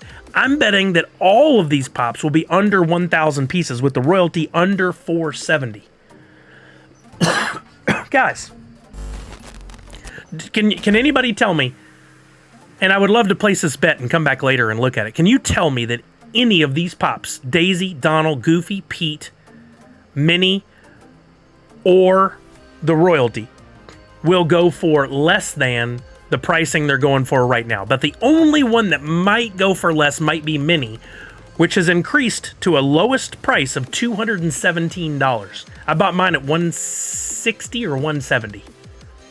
And I thought that was a steal for sure. I saw it get all the way down to $140 last week. The problem is most people aren't verified once the drop market. So that's one of many issues that kept people from getting involved. We agree on that 1,000,000%. There's a lot of problems. At this point, we're not past that issue because there are still people that would like to participate that cannot because they can't get verified. They can't buy on the secondary market. What we're talking about now is if you can, should you be? And I think the answer is yes. Honestly, I may go scoop up several of these. I might buy some more Daisies. I might buy some more Pete's. Pete's at $34. Minnie, I still think is a steal at $217. This could easily be a $300 or $400 pop. Show me another pop, 480 pieces, that's worth less than $200 or under. I mean, you've got pops like Lotso, Flocked, Sully Flocked, Gold, Loki. There's a Mickey that's, I think, silver and black. All those are 480 pieces or less. They came out like 2012, 2013, 2014. All those are $500, $1,500, $2,500 pops. I believe Pete is also Also a good deal. I think they're all good deals right now. Even Goofy at $50, I think, is a no-brainer. But to Nadu's point, if you want to participate in this stage of it, and this is important for Guy Cod, if you didn't buy anybody who's been sitting here thinking about it, if you want to participate, it is not too late. Do not look at the pack sales being over, the primary sale. Don't look at that and go, oh, I'm done, I'm out, I can't participate. I think it's a silly mentality. You got to educate yourself, and you've got to understand how all these things work. It takes time. You're not going to learn overnight. I've been doing this for 2.5 years. I still learn something new every week, maybe even every day. The initial pack sale happens here, and then you have 120 days. Here, I have a graphic, a really sad-looking graphic. We did this for Buddy the Elf. There's the drop. You have 120 days until they do the redemption. That's when they or the snapshot. That's when they do the coins, and then you have another 30 days until you can get the redemption coins still. So you have 150 days from the time the packs drop to participate in the give or the collection in one way or another. Right now, if you are eligible, and that's geographically a restriction, you may live in a state or country where you can't participate, but there's a lot of places that can. You can go to drop, open an account, get verified, get USDC into your account, and you can buy these NFTs. Does that sound like a hurdle? Yeah. Does it sound like a struggle? A little bit. That's fair. Not everything is easy in this world. And honestly, the things that are worth doing usually come with a challenge. The things that have a good return. There are plenty of people that are looking at this and going, and you can look at the comments on other people's YouTube videos. They're going, oh, that didn't do well. These suck. That was a bad drop for Funko and Disney. I don't agree. I think it didn't do well for those reasons. But we're still looking at very limited digital collectibles and physical pops you can get in the mail that will be super limited. If you want to put in the time and effort to learn, and I've made the tutorial videos for it, and I'm here right now to help you, you can go in and you can get these. And you can get them way cheaper than what they're going to go for next March, April, May, whenever these are finally delivered. And you're finding them at con. Imagine next SDCC, you're going to see this mini. I wish I could record this little clip and the pricing right now, which it'll be on YouTube. We could go back. $217. What do you think it's going to go for at SDCC next year at the Fugitive Toys booth? It's a $500 pop minimum. Minimum $500. I'm going to call it right now. I don't get why these prices are so low, says Autumn's Toys. Don't think being a drop exclusive is a big reason, because most fanatics who want these know someone who has a drop account is a big reason. It could be. I still, this is my personal opinion, but I think the anger, the lack of education, or we'll call it ignorance, and I don't mean that as a derogatory term towards anywhere. If you don't understand something, you are ignorant to it. It just has a derogatory sound. That is what's clouding everyone and making them think these are stupid. And they're listening to the negative conversations going on around them, and they're letting them affect them. Instead of going, and this is how I choose to live my life. I hear all those negative things and I go, if there's that much negativity around it, those people either have something or they're scared of something. They are scared of it, is my opinion, most of them. The proof will be in the pudding next year when we see these on eBay, Mercari, etc. at the shows. Now, we've gone back and done a little research, and sometimes the value of the NFT pops when they get to the tertiary market actually goes down. Sometimes it goes way up. You've got a lot of factors involved there, but don't let it hinder your fun. If you think, hey, this is something I'm kind of interested in, don't listen to all the hate. Educate yourself. And that's what I'm here to do, is help you learn. Let's see. I missed some comments. I want to read them. Jace said, this has probably been brought up before and would take a lot of effort, but I wish the pop had a matching sticker number of the NFT that was received for the redeemable pop. I 1,000,000% agree.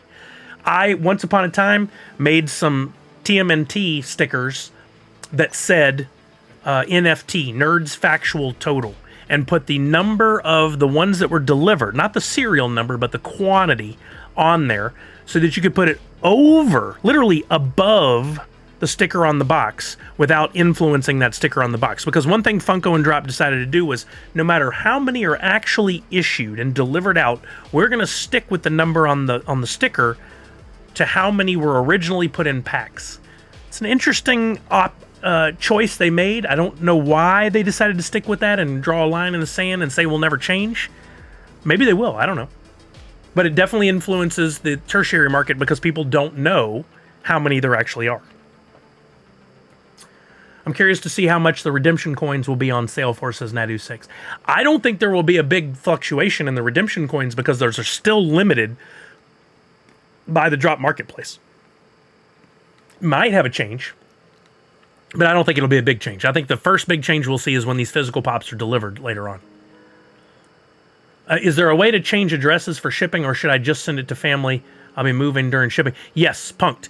I actually did outline some steps for this on Twitter for somebody else who asked, but it's going back quite a ways. What you need to do is listen carefully to this. Go into drop. I can't show you every step because then it'll show my address, but go into drop. If you've already moved and you've had already put in the redemption, turned in your coins, you can still change the shipping address. Go up to activity in the upper right hand corner in the drop down menu, activity. Change all types up here to redemption, meaning you have redeemed the token. Go to the redemption in question. You may have to do it for multiple if you're moving after putting in multiple redemptions. Click on that line item and you'll see an option for change address over on the right side. You can change it. If you don't see change address, chances are that one is already in transit or process. But if it's one that we just filled out like a month ago and we're not going to get the pops for several more months, activity, redemption, line item, change the address.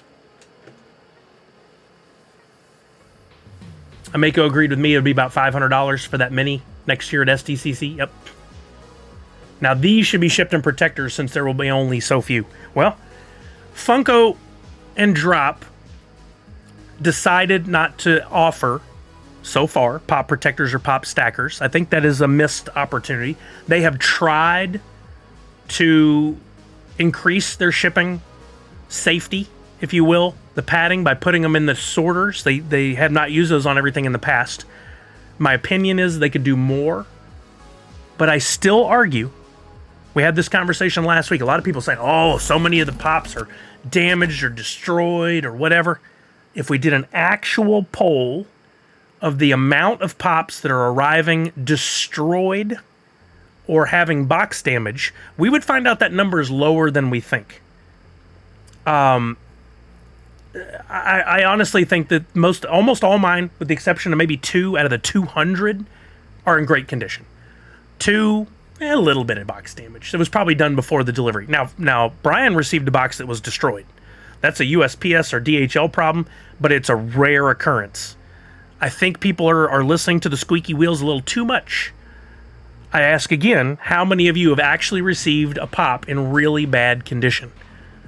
And let us know in the chat. I would like to see those numbers. I do agree that the lack of social media presence has hurt this and other drops. 1,000,000%. Funko barely talked about it on theirs. They leave it up to drop. Disney didn't even mention it. That was a huge miss. Sexy fake numbers. They're actually not sexy fake numbers. They're the wrong direction to be sexy numbers. They need to be lower. It took half a second to edit a number before the sticker is printed. So, Ameko, I agree. I agree. My argument is, why haven't they done it? Again, these are business decisions. Is there a reason? There's got to be a reason. If it was a bad reason, if they said, oh, we made a mistake, I think it'd be great if they decided to go back and start changing them now. That would be great. Gucci Gaming, what's happening? How are you now? Simshu says, I have not received a pop where the box was damaged. Army Guy says, the last I got one messed up was Big Boy, and it was only 1 of 6, and it was really minor. So Army Guy is like 95% in good condition pops. And even the one that had damage was very minor. These are real numbers. These are real situations. Port never got box damage. Maybe a little scuff, but nothing to complain about. So far, we're near 100%. Mock and Lazarus. I did receive my Flintstones with damage. The worst was the Freddy. Box lid was all ripped up. Shipping box was perfectly fine, as were the sorters. Okay, so we've got one pop out of hundreds. Did you contact Funko? Did they ever get back to you? Are they going to provide a better quality box? 1 out of hundreds is an acceptable rate. I'm sorry it happened to Mocking Lazarus, but these are the things I keep getting to. We're listening to the few squeaky wheels, and they're making it seem worse than it is. It's unfortunate, and I don't know what they think they're getting out of it by just going off about it all the time. You also have to give Funko a chance. Contact them through the appropriate channels, not complaining on Twitter or Facebook or Instagram below a post, but sending an email into customer service or chatting with customer service. You have to give them time. 24 hours is not enough time for them to respond to an email. Give them weeks. If you don't hear, follow up. And then if you still have a problem a month or two later and they still haven't replaced that box, yes, you probably have some ground to stand on. But maybe when you say, guess what, my pop was damaged, you could go, Funko, I know it's a rare thing. 1 out of my 200 pops was damaged. When we spread this information and make it look like things are all horrible, people opt to sit out, it hurts all of us.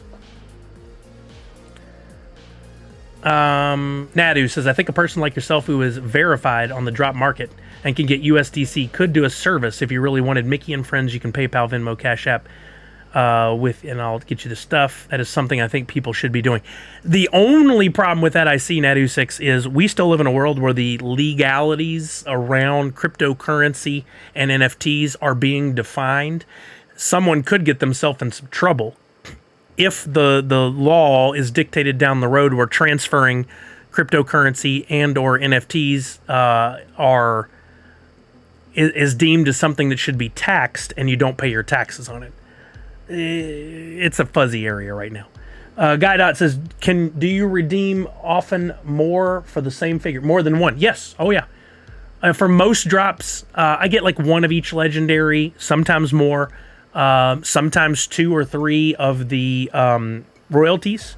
For Jay and Silent Bob, I had 7 of the pantsless Jays, just out of sheer dumb luck that I pulled that many out of packs. But you can redeem more than one for sure. There's no limit. There are some people, if you look at the pop and stock charts, that'll tell you that they got 50 of one. Jay says, I've received a couple of damaged pops. I also haven't received 2 of the last Halloween Series 2 pops. I've contacted Drop with pictures, but nothing has happened. The shipping box was not damaged for the pops that I received. Jace has an actual argument, something to complain about. Sounds like he's gone about it in a proper way so far by contacting them and waiting patiently. I really hope it gets resolved, but if not, you have a reason to complain. I still think it's a minimal amount of trouble out of a very big set of a number of pops that have been delivered. But you do have a point, Chase. Side note, my wife's Loungefly Nightmare Before Christmas bag zipper broke, and I sent an email last Monday and received an email yesterday and getting a replacement bag now. It's quick and simple since I added photos. I don't think that Loungefly and Funko / Drop use the same customer service employees. I could be wrong.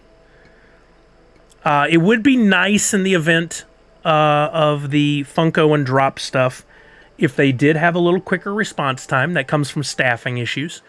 And also if they knowing that this is an issue, if they have the numbers, they know the statistics, they should probably be printing some extra boxes and having those that they could ship out when things are damaged. Let's be honest. They argue in a lot of cases that the box is not part of the collectible or toy. To us, the collectors, it is. I really think they should embrace that. It comes at their expense, but that's part of your marketing and everything. You have to stand by your product. Loungefly says /Funko sent me a wholly wrong order. I ordered pop and got a box with 3 Loungefly bags during one of their sales. Oh, wow. Told you to keep it. Did they ever send the pop? Guys, mistakes happen in business. We cannot put them on a pedestal or expect them to do everything 100% correct. It simply does not exist. Amazon makes mistakes. Kohl's, Target, Small Fart, they all make mistakes. Funko is not beyond that. Do they make an exorbitant amount of mistakes? Sure seems like it based on the commentary from influencers, social media accounts, other YouTube channels that claim to be fans or fanatics and then do nothing but complain. If they only understood that all of their complaints may boost their social numbers, but are deteriorating the brand and will eventually cost them in the value of their collectibles, I would hope that armed with that information, they would stop. But it's all about them. It's all about me. They say they're doing a service for all of us. They are not. Wait, you are currently on 8531 for Extra Life. We should get to 9K before the year ends. I do have some ideas to work on that Nadu 6. We do still have a prize or two to give away. I've still got some NFT things planned. I also have a busy week. I'm going to try to do what I can, but I don't know if we'll be able to get that. If anybody wants to donate, you certainly can. Probably cheaper than trying to pay to get them back and reship them. Sending boxes? Or the purses. Absolutely. Amazon does that too. I went to do a return one day on an item and they're like, we're going to refund your money. Don't ship it. They do the math and they figure out the shipping costs more. Cutiebeck says, I got a box of Pops from Funko that wasn't my order, and they told me to keep them and send out the right ones. Was this NFT related or not, Cutiebeck? Amazon makes mistakes, but they just ship out a replacement product or refund because they can afford to do it. If Funko did that, they would lose so much. I argue there's different categories. If they ship out the wrong product, that is bad. That costs them a lot of money. If they ship a damaged box and somebody complained and they ship them the box to swap it out in, I don't think they'd lose that much. Their shipping rates are probably 80% or more off of a retail. A printed box would cost them pennies. They would receive it with the initial shipment, keep it in inventory somewhere in the warehouse. Shipping it would probably cost them like $2. I think they could absolutely do it. Hey, what's up, Captain Saudi? And Beck confirmed it's not NFTs that order happened with. We had that happen with Amazon before. They sent the wrong thing and said to keep it and sent the right product. I remember one time years ago I ordered the Cyber Monday bundle from Funko and they accidentally sent me 2 full boxes. Wow. Legally, if they ship the wrong product, the company can't require you to send it back as far as I understand the law. Oh, I didn't know that. So never volunteer it. Only do it if they ask you to. Interesting. And they would have the stickers all good to go. The correct quantities. Yeah, I agree. Guy says, oh, I can't wait for the Dark Knight Pops. What can we do? What do you mean? Guy Caught, what can we do? I saw a Funko box today at work and I was extra careful. Says Captain Saudi. Beautiful. He works at UPS. So he's doing God's work. That's great. Captain Saudi, thanks for that input. That's good. I keep saying this, and I know it goes to this audience. I keep talking about it in my personal life because I'm seeing it more and more in the world. We have a responsibility to not spread bad information. That also comes from not saying things without the proper context and facts. I won't name the name. Had a conversation during Christmas with somebody. I said, "Oh, cool! Look at the electric car charging stations. I love this change." And they're like, "Oh, no, electric cars are the devil. They're not going to be around for much longer. This is the end of that. I've read all about this. I've heard about it through all the politics. They're bad. They're horrible for the environment. They don't have a future. They're not going to last." And I was like, "Seriously? Where do you get this?" I was like, "Give me some actual data that proves your argument, and I'm open to reading it and understanding it." They're not going to provide me with that data. They saw it on a tweet or some sort of video online about somebody else who, because the sales of electric cars dipped 5% in the last month, that must mean they're on their way to their demise, and that the batteries are causing problem with our groundwater, and that the accidents kill every person. It's bad data. It's bad data. No, find us Funko. That person is contributing to the bad information that's going out that spreads like a game of telephone and hurts us all. And I ask it all the time. Somebody comes in here and says, "Oh, I heard this. Show me your facts. Show me the link. Show me the numbers." This needs to be a part of everyday life. If somebody complains that Funko always damages pops, always delivers horribly, is always quoting other people, screwing us, prove it. You don't have the data. You're going off of a few things you heard. You're spinning up this rumor mill, and you're causing us all problems. Shut your mouth if you don't know what you're talking about. Electric cars of the future, especially in California. Yeah, I mean, they're trying to legally make it so that there won't be any more gas-powered cars sold in the state of California. I don't know what the timeline on that is, but it's coming. At some point in that person's life that I mentioned, they will probably have an electric car. Really, everyone wants in on the electric game, I heard. Oh, there you go. Yeah, you were just perpetuating the I heard that. That person, unfortunately, a victim of what they watch and consume by 2035. Yeah, we still got a ways to go, but that's going to get here sooner than you think. Exactly, Finest. But that's just one. I'm just giving one example. There are a lot of leaks. There are a lot of bad information given around. I think the NFTs have really suffered from just a handful of people that started spewing the NFTs are bad for the environment. Over time, here's a great example. And look this up. There's a great image that I saw once. You guys know The Dark Knight. We just talked about it. Guy Cott just brought it up. Who is arguably the best ever Joker portrayed on screen? Heath Ledger portrayed the Joker in a way that just blew the minds of everyone who saw that movie. He did something we couldn't have expected, and he put his name, he cemented his name in that franchise forever. Amazing as the Joker. Go back on social media, because it was still it was rolling up. It was getting bigger. Social media was at the time. I saw this image that was all the negative comments about Heath Ledger's the Joker when he was first announced. Stupid, you're killing Batman franchise, absolutely horrible. All of them were just how Heath could never pull it off. You fast forward a year, the movie's out, and he's getting accolade after accolade. The tune changed over time. I knew that was going to happen, Callard. You can make all the arguments you want, but I think everyone can agree Heath Ledger did a great job as the Joker. He's my personal favorite Joker. Haters gonna hate, absolutely. But it's funny how the tune changes over time for even the people that were hating before. Do they ever go back and go and social, oh, my bad, I was wrong? No, people don't like to claim they're wrong. But this is what happens. People are all spitting hate about NFTs now. It's stupid, it's stupid, it's stupid. They can't give good reasons or data. And you know what? NFTs could die because of their anger.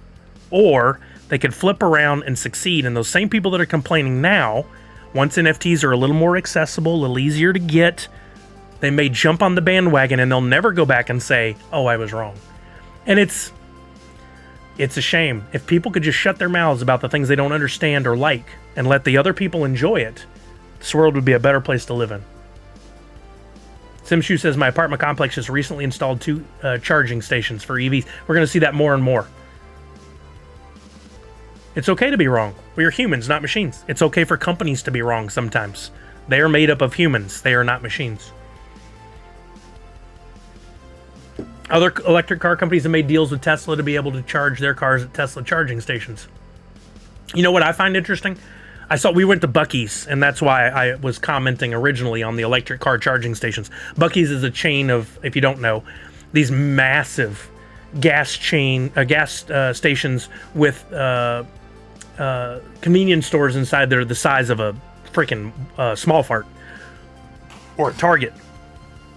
They are putting electric car charging stations at their places now because they understand that there's an evolution coming in the way we drive. Why haven't other gas stations done it? I think I know the answer before you jump in the chat.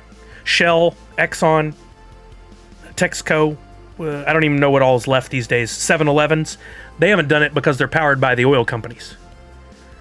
Why haven't we seen new convenience stores with a corner store that's charging stations in a convenience store? Shouldn't we have that? You stop to charge your car.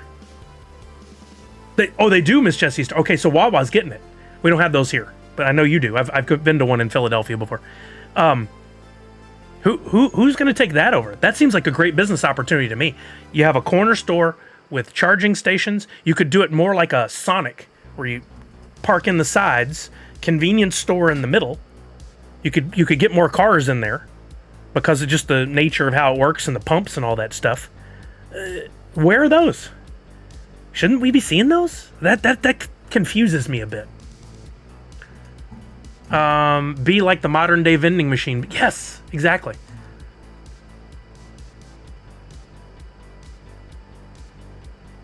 Jack Nicholson, Heath Ledger, Jared Leto, and Joaquin Phoenix have all played Joker and all have Oscars. But they didn't get an Oscar for playing the Joker. I don't know. I heard Tesla doesn't pay on time for some these gas stations. Why would Tesla pay gas stations? For the electricity usage? I mean, you heard. Where's the facts? One problem people don't know about the electric cars is parking decks can't hold their weight. As more and more people are buying them, my husband's company is spending millions having to reinforce their parking decks. I did not know that. That's very interesting. 2 of the 5 got Oscars for playing Joker. Now that's impressive. That's really impressive. Yeah. I didn't get your follow-up. Guy Cott, what did you mean by what can we do for the Dark Knight Pops? I would love clarification because I'd love to answer your question. Did you mean maybe you didn't get in on the Dark Knight Pops and you're hoping to be able to purchase them? How would you do that? Or what was your question? I'd love to answer that before we move on to anything else. So if you could clarify that in the chat, that would be helpful. All right, I know I broke off on another tangent and I keep doing this. I just can't tell you how important it is that we stop the negativity and the negative conversation around things we don't understand. I wish there was a way we could get that out to everyone and they would understand that they could do their part to help. But not everybody cares. Right, Jace? That's where I'm headed next. I want to play a little Fortnite. Anything else you guys want to contribute to the conversation? Any questions you have? Now's a great time for it. We may do a quick giveaway as well. We need to play a Grubfish and give away some NFTs or something, and then we can move on. But I want to make sure I answer those questions. If I didn't, I know, right, Misty? I'm that guy right now. I absolutely am. But I'm going to continue to talk about it and do my part, even if I'm the last person out there being positive about these things and trying to educate people. I absolutely, positively, I'm begging, can we please just not be angry at everything? Why? Why does anyone get so excited about being angry at everything? Oh, Duskworld, I'm so glad you came by. She was so excited. She loved them. She jumped up and down, was so excited. We didn't record a video, we should have, but she was so excited and said, thank you a million times over. There you go, Cal Laird. I'm doing my part. Guy says, oh, I was just kidding. It's a long time to wait. But in general, I think they should shortcut the period until we get the pops. Oh, great thought, Guy. Here's how I see it. Here's how I think the chain of events works for Funko. They issue the NFTs. The 120 days goes by. They do the snapshot and they issue you the coins. Then there's 30 days until you have to redeem your coins by turning them in and giving your physical shipping address. A lot of people disagree with me on this, but I think that what happens is in that process, people think that Funko order the pops up front. I don't think they do. I think for the sheer fact that they do now, they might have done that for Turtles and Bob Ross and Big Boy, the early ones, but I think then they started to realize as they didn't sell out, wait a minute, we aren't going to be delivering as many pops as were originally put in packs, redeemable, like legendaries and grails. Not everyone's going to get the royalty. So I think what happens is they did build in that window to make it so that they could wait until the coins are all turned in, and then they order the pops from the factory. Meaning that while we're collecting and building our royalty sets and opening packs and stuff, they've gotten the mold ready to go, the art. They've sent it off over to the factory. The factory has sent the protos. They get a physical win to make sure that the pop is as the artist originally intended and approved by the licensor, which is a big thing. There's more than Funko involved. You have multiple companies involved in these. Everything is set to go. Essentially, all Funko has to do is wait till the last day of redemption and say, factory, produce the pops. At which time they do. It only takes a day or two. And then they ship them to Funko. What most people don't understand is they don't ship them on an airplane unless they have to do something for a timed event. Instead, they ship them by boat. And the average amount of time for from X factory, and I know this from working at Funko, meaning the time that it leaves the factory, X factory, to the time it arrives at the shipping destination, which is the Funko distribution center, can be up to 90 days. I don't understand how any boat takes 90 days to get here or how that works. I'm ignorant to that. That's something I need to educate myself on. But if their X factory is 90 days till it appears in the US at the center, guess what? We're waiting about 90 days before they deliver them. Sometimes a little shorter, sometimes a little longer. Sometimes there's problems, i.e. the Halloween stuff that hasn't been delivered because something happened in shipping and they had to reorder more from the factory, and they have to make the decision, do we airdrop these or have them sent by an airplane, or do we wait for them to arrive by boat again? And then they have to go through the whole process of fixing all the mistakes that were made. So I think that's the way it works. Unless somebody from Funko comes and tells us otherwise, we don't know. Anyone playing NFT Draft? This is the last week. Supposedly there is a restructure at the company and they will not proceed with the last week or give away the Super Bowl. Whoa, didn't know that, Autumn's Toys. I have not heard that. Holy moly. They must not have sold enough to cover. That's not good. They had a large investment of seed money into that company too. I wonder what changed. I thought about this the other day. Music was harder in the past and nobody was complaining about anything. Today, music has gotten softer and everyone is complaining about the tiniest things ever. How has time changed? No more communication methods. The internet, social media has been both good and horrible. People all think they have a platform and people hear something and believe it to be true. Also, depending on who you are, you might believe the news is manipulated. Newspapers, TV, the companies dictate what's told in the news. You can believe it or not, I don't know. Team creation is now open if anyone wants to try this last week. Oh, for NFT Draft. Thank you for that.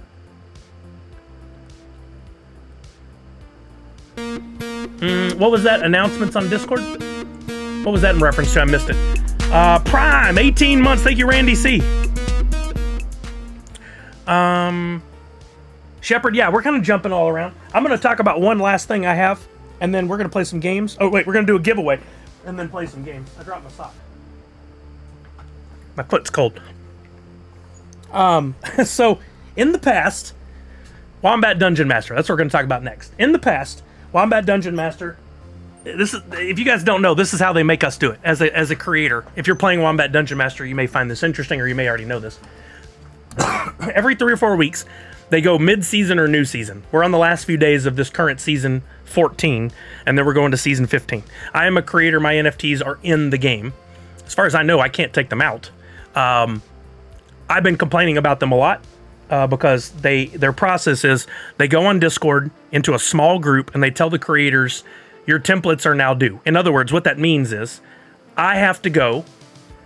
Oh, it's the last day. Okay, good, Chucky. I have to go in, and even though all of my NFTs are on the blockchain under my collection, which is easily accessible by anybody on the planet, and a code could be written to pull all those into their system, they force us to go in, and I have to type out. Here, I'm going to show you. I have to type out every NFT template number, full description name, quantity that were minted, max quantity, and quantity that were burned. I have to type out all this information. Took me an hour and a half yesterday. Here's what I have to type out. All of this. The full template name, the ID, the minimum amount, the maximum supply, and burned. I typed all of this out because I was complaining about it, and I was like, that's not fair to the folks who are collecting my NFTs. So I did it yesterday. Luckily for Priscilla, I even knew that the templates were due. I don't go into Discord. I don't know. They don't email me. They don't message me. They don't do anything to help me from Wombat Dungeon Master. So thanks to Priscilla, I was like, okay, I'll go do this. I did all of this. And in the past, I turn all these templates in. One time, they only updated one of my templates and ignored all the others, even though I typed out tons of data. Several times in the past seasons, they have just ignored my submissions. Then they called me out on their Discord channel for not turning in my stuff, even though I had. So this time around, I made it public, and I put it in a tweet, and I put it out there. So I did it before the submission date was due, which is today. I put them all out publicly, so you could see I did it correctly. And I've got this tweet to look back on if they say anything to the contrary in the future. I did this because I know you guys are collecting my NFTs, the ones I make. Some of you have some really good one-of-ones. Like I just submitted one to a Jedi the other day who had won the box game. He got 1,355 mining power or something like that for that one-of-one. And it's really crappy of me to let my problems with Wombat Dungeon Master influence what you guys have paid money for to get from me. So I turned in everything through that I've made so far. All should be updated for season 15. I tagged Wombat Dungeon Master. I submitted as they told me I should. So if there's any templates that aren't updated, I don't know what to tell you guys. I also put in my tweet, and I'll read this publicly. I'm not trying to be a little baby, but I really, really want them to change this process so that it's better in the future for not only the creators, but for the collectors as well. I said, I beg of you, can you please update this process? I do not use Discord and only found out about the updates from some other creators. All the information is available on the blockchain, and it takes a considerable amount of time for me to retype it all, and I never receive confirmation that the templates have been updated or a message if there are problems. I'm not trying to just badmouth them up one side and down the other, trying to provide criticism, constructive criticism, and I'm asking that they change the process. I don't know if they will. I can only hope. But for any of you who collect or are creators, I would ask that you also make the same request of them and let them know. It's frustrating for the creators. Is there any way you can change the process? We'll only be heard if we provide that constructive criticism, just like I was talking about and Mountain Meg confirmed earlier. I hope that makes sense to you guys. I hope you see the amount of work that it takes. May not mean much to you, but like I didn't want to spend an hour and a half, 2 hours dealing with this yesterday. I could have been streaming, but instead I did it because it needed to be done and I needed to just quit crying about it. I think even more easily, they could write a little bit of code on their end. They are programmers and coders that could pull all of this into their system easily. I mean, I don't know why they wouldn't. Or even have a tool for us creators to go in and type in and then go, yeah, this all looks right. Here's my templates. Why do I have to retype all this? It is on the blockchain. The point in the blockchain is easily accessible information that can be confirmed by multiple parties. It's there. I don't get it. If I were a coder, I would write that code for everybody else, but I don't know what I'm doing, so I can't write that code. It could look at the system and go, these are the ones they already have. Here's the new ones. Put it in the spreadsheet, send it to them. 1,000,000%, Chris. The only thing I can think is that they want us to do it as some sort of process to make sure there aren't any mistakes, which I can understand maybe, but I don't get it. Yeah, those hoodies from My Pops are very cool, Natu6. I did see those as well. If you guys are a My Pops supporter, which they stream on Instagram live on Wednesdays. They also have physical location in Shelby Township, Michigan. If you support them and are interested, check out their hoodies. They're very cool. I could go back and we could look at them together. Then we'll do a giveaway.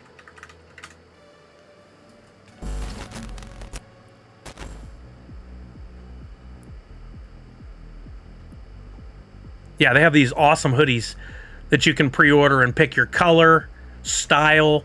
They've got it tells you the type. These are like Fruit of the Loom, self-spun, 60/40 cotton poly. You can see all the information on there, the sizes that they offer. Those ones at the bottom look thick. They're $65 a piece, New Era. But you can pre-order those from them, and they work with their local company to produce them. But you have to do them like a pre-order. That's how they're able to offer so many colors. They're not going to have these sitting in inventory because it's impossible to keep the right sizes and colors. You got to pre-order them like I've done shirts in the past. As someone who has a few hoodies from My Pops, I can attest how comfortable they are, says Cal Laird. Yeah, they're awesome. They definitely are awesome. You guys should support them if you want a hoodie. Also, congratulations to your Detroit Lions. I don't know if you heard earlier, Callard, I said I just read today that the Lions and Browns both having over 10 wins. First time in 70 years. Isn't that crazy? That's so awesome. Okay, let's do a giveaway. We're going to play a little... let me look at my wallet here real quick. I have some treats from Priscilla in NFT form, as well as some other things. First time in 30 years we've won the... Oh, that's so exciting. Congratulations. Oh, sweet. I got my Christmas vacation stuff from Brian. I need to buy some packs. This is fire. Jungle Brian made these amazing Christmas vacation NFTs. I was traveling at the moment they came out, but look how cool of a recreation of the poster from Christmas Vacation that is with the electricity. I love this NFT. And the Cousin Eddie one. I haven't even looked at them all. I'm going to buy some packs and open them. Maybe we'll do that on stream tomorrow. Crypto Kumas, I supported. I happen to be in a place where I could do that over the Christmas break. Okay, I've got some NU logos for the Mickey and Friends theme. I've got some hoots with the Nerds Unite in Disney inspired font on there that are still available if you guys make comments on the proper YouTube video. I haven't seen any more, so I'm going to give some of those away. Or one of those away today. And from Priscilla, I've got these awesome Anaheim Haori Sunnis. I probably said that wrong. I'm sorry. And I've got some NFT draft packs, which we're still playing NFT draft. How do I still have that many Skunky Chunks packs? Did somebody send me those? I didn't buy all those, did I?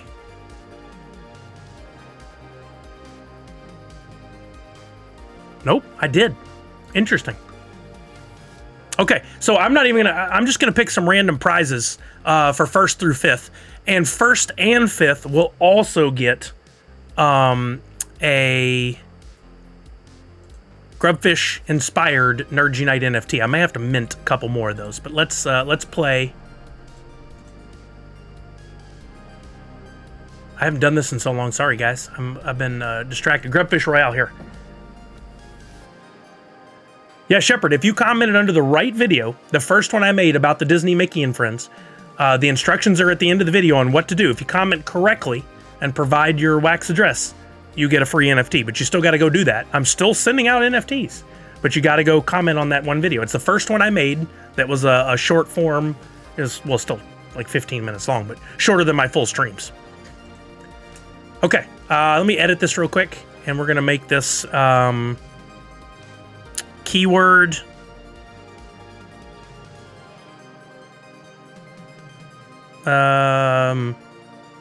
New Year's. Now keyword reindeer. There we go. Reindeer. All right, type in !reindeer, leave a space, and put in your Wax Wallet ID. It must be your Wax Wallet ID. I'm going to randomly pick some prizes to go through 1st through 5th, and then 1st and 5th will also get a Grubfish inspired Nerds Unite NFT. I'd love to spell out all the prizes in advance, but I just want to make this happen as quickly as possible. Let me see if I have any of these, or I might need to mint more. Oh, I still have a couple that I can send, and then I'll mint. Can we comment again on the right video to get more of the free NFT? No. Always trying to ice skate uphill. Okay. I'll give you guys 2 minutes to enter. This is on, you can enter on Twitch only. Sorry, this is still something I need to work on. For right now, this system, designed by our friends at Criticraft, is only available to Twitch. So another reason to go over and watch there. So, if you want to enter, you got to go to Twitch for right now. Give me a timer for 2 minutes. 2 minutes, counting down.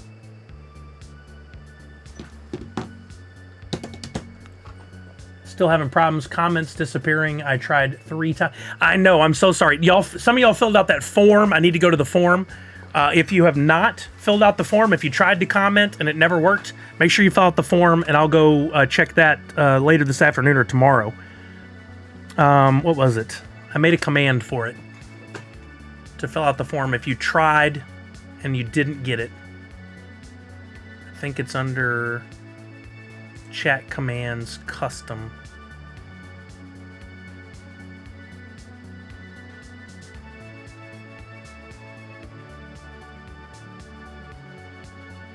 Good Lord, where is it? YT NFT.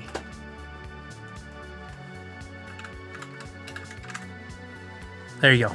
If you did already comment and you didn't get the NFT, go to that form, read the instructions, try again. If it still doesn't work, then fill out the rest of the form. Read the instructions closely. I don't understand why YouTube is not letting me see those comments or showing them. So I'm trying to work my best around it, and I'll make myself a note right now to distribute those NFTs. You know what? I don't think we're going to have time for Fortnite today. We'll have to do that tomorrow. YouTube NFTs. I got to shut it down here at like 1:30, 1:40, so I don't think we'll have time for any Fortnite today. But tomorrow, I hope to be able to stream again, and I would like to play some Fortnite then. So sorry if you were waiting on that.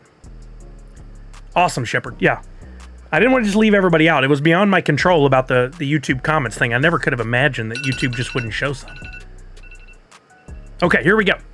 Last seconds. I'll give you guys 10, 9, 8, 7, 6, 5, 4, 3, 1, and here we go. 36 people in. Top 5 get prizes.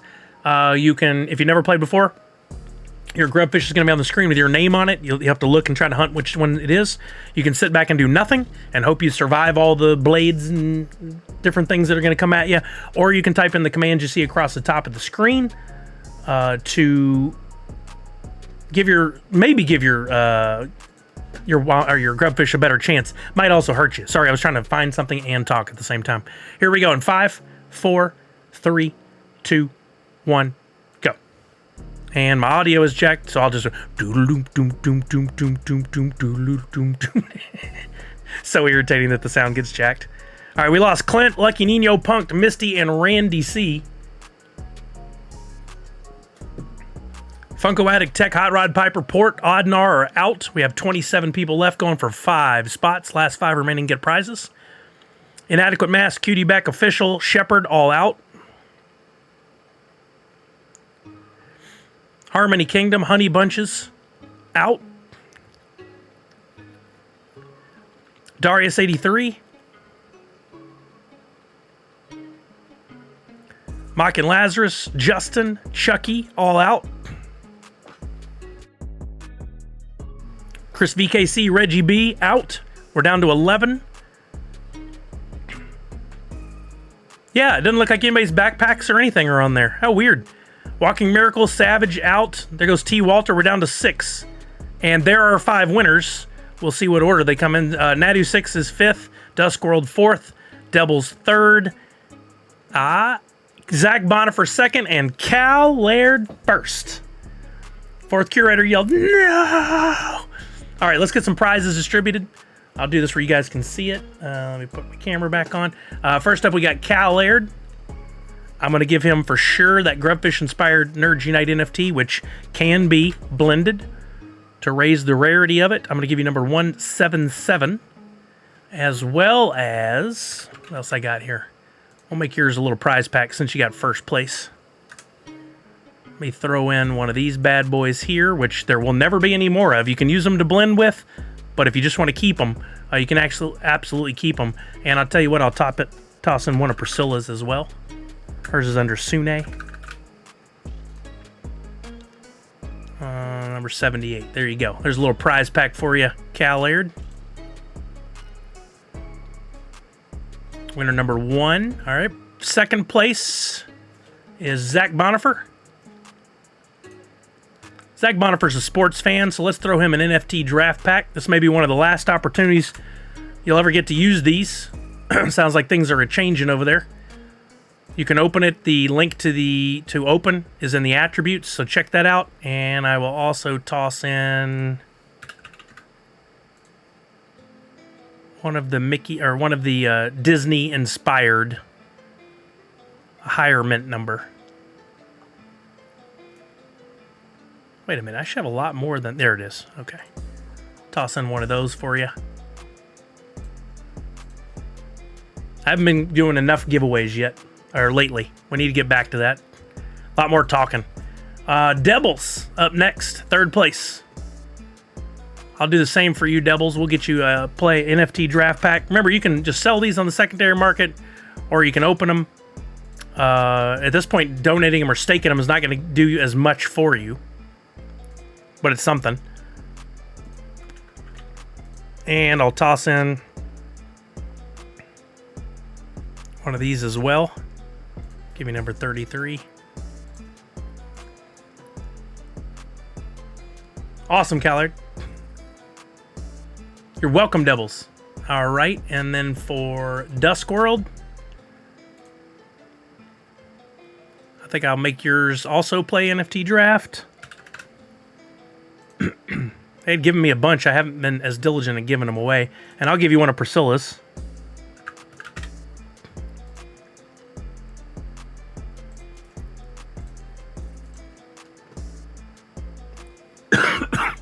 Pardon me for the cough. I'm sorry, gang. Nadu 6 in 5th. And he's going to definitely get the Grubfish-inspired Nerds Unite NFT, which I know he's done some blending already. But this will give him another opportunity. I'm going to give you number mint 200. If you want to, you can blend that, or you can just keep it. What are these going for on secondary? Oh, the lowest listing is 755 now.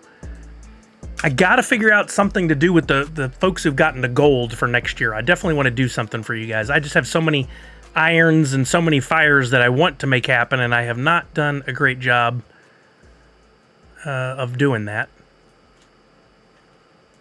I am going to be changing my streaming schedule again to buy myself some more time to work on those projects. I think I better serve you guys with a little less streaming and a little more behind the scenes. Yeah, I think that's going to do it. How many things did I get you? 3 things for you. There you go. 4 more. Nice. Nadu 6. Okay. It's Grubfish. I don't have time to really get into Fortnite today. I wanted to, but whoops. But we needed to have some good discussions. I think we did. Thank you guys for your time. Again, don't spread bad information. Please let the folks at Wombat Dungeon Master know that we would love for the process to be easier on the creators to get their templates updated. If you're willing to speak up, that would be awesome. Don't forget that the season ends, and we've got a new season coming up, which means they most likely will be selling some stuff. I never know about it. I never get any kind of notification from them at all. But if anybody else sees that they're selling season passes and stuff like that on NFT blocks, please let me know when those are going up. They don't ever tell me jack. I never see anything. I don't sit in their Discord, so I'm not going to know. Don't forget about your coins for Power Rangers. Don't forget the next thing we have due for a drop, and I didn't look at this earlier, is Steven Universe on January 3rd. Don't let that sneak up on you. Make sure you get those, get your stuff in order there. Sell your packs, open your packs, sell your extra epics, complete your royalty sets if you care, etc., etc. Nadu 6, it's going to be less frequent. I'm going to be totally honest with you guys, and I'll work on the schedule. I'm not making much at all off of, and this is not a shot at anybody, I'm not making much at all off of the streaming part of things, the subs, the gifted subs, etc. I could do a lot more with making merch, NFTs, selling pops, etc. And just life dictates that I've got to make more money. I can't do that with streaming anymore. It's just not making the money it once did. So I'm going to have to back off and stream less. It's just what makes sense, and make more YouTube videos and stuff like that. So unless that changes, which I'm not putting on you guys, it's not like you can all dig into your pockets and sub to me 10 times a month. It's just not an option. But with the way Twitch has changed over the years and the way that my subs have gone down, I'm not making as much as I once was, and I got to pay my bills. So I'm going to have to focus on other things. More on that soon. I'm not giving up on streaming. I'm just changing things. I know, me, Shepard, I at one time had high hopes of I just streamed 7 days a week. I tried it in the beginning, but yeah, I think so too, Walking Miracle. Cost of living just keeps going up. Yeah, and I got more than myself to worry about now. You know, got to do what I got to do. Fair enough. We still support you. I appreciate that, Nadu6. It means more than you'll ever know. Wombat dropped season passes on Nefty the Monday before the season starts. That is New Year's Day this time, so it could be Tuesday. We'll see. I mean, they certainly wanted me to update my templates on Christmas Day, so maybe they don't care about holidays.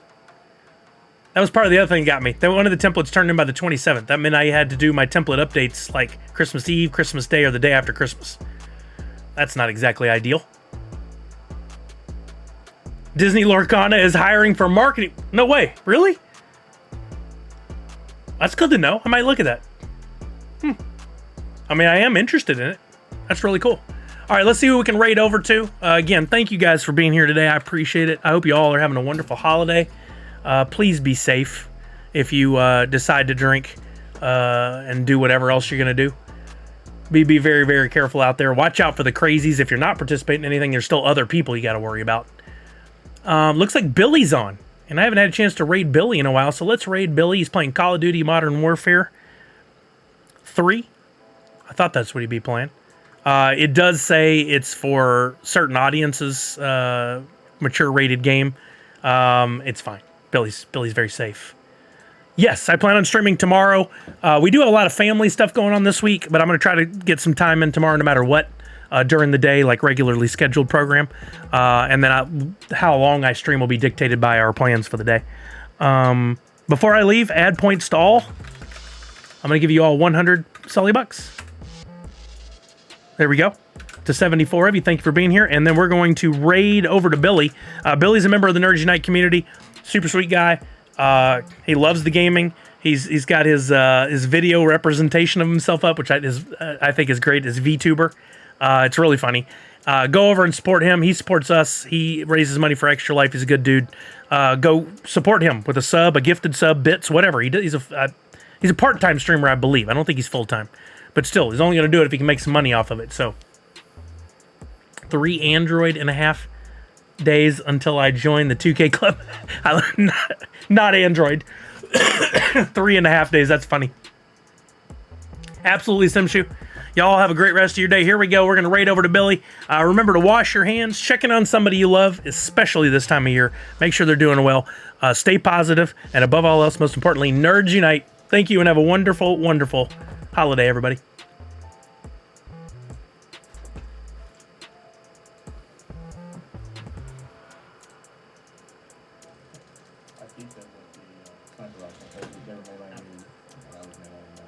Yo, what up, Sully? Thank you so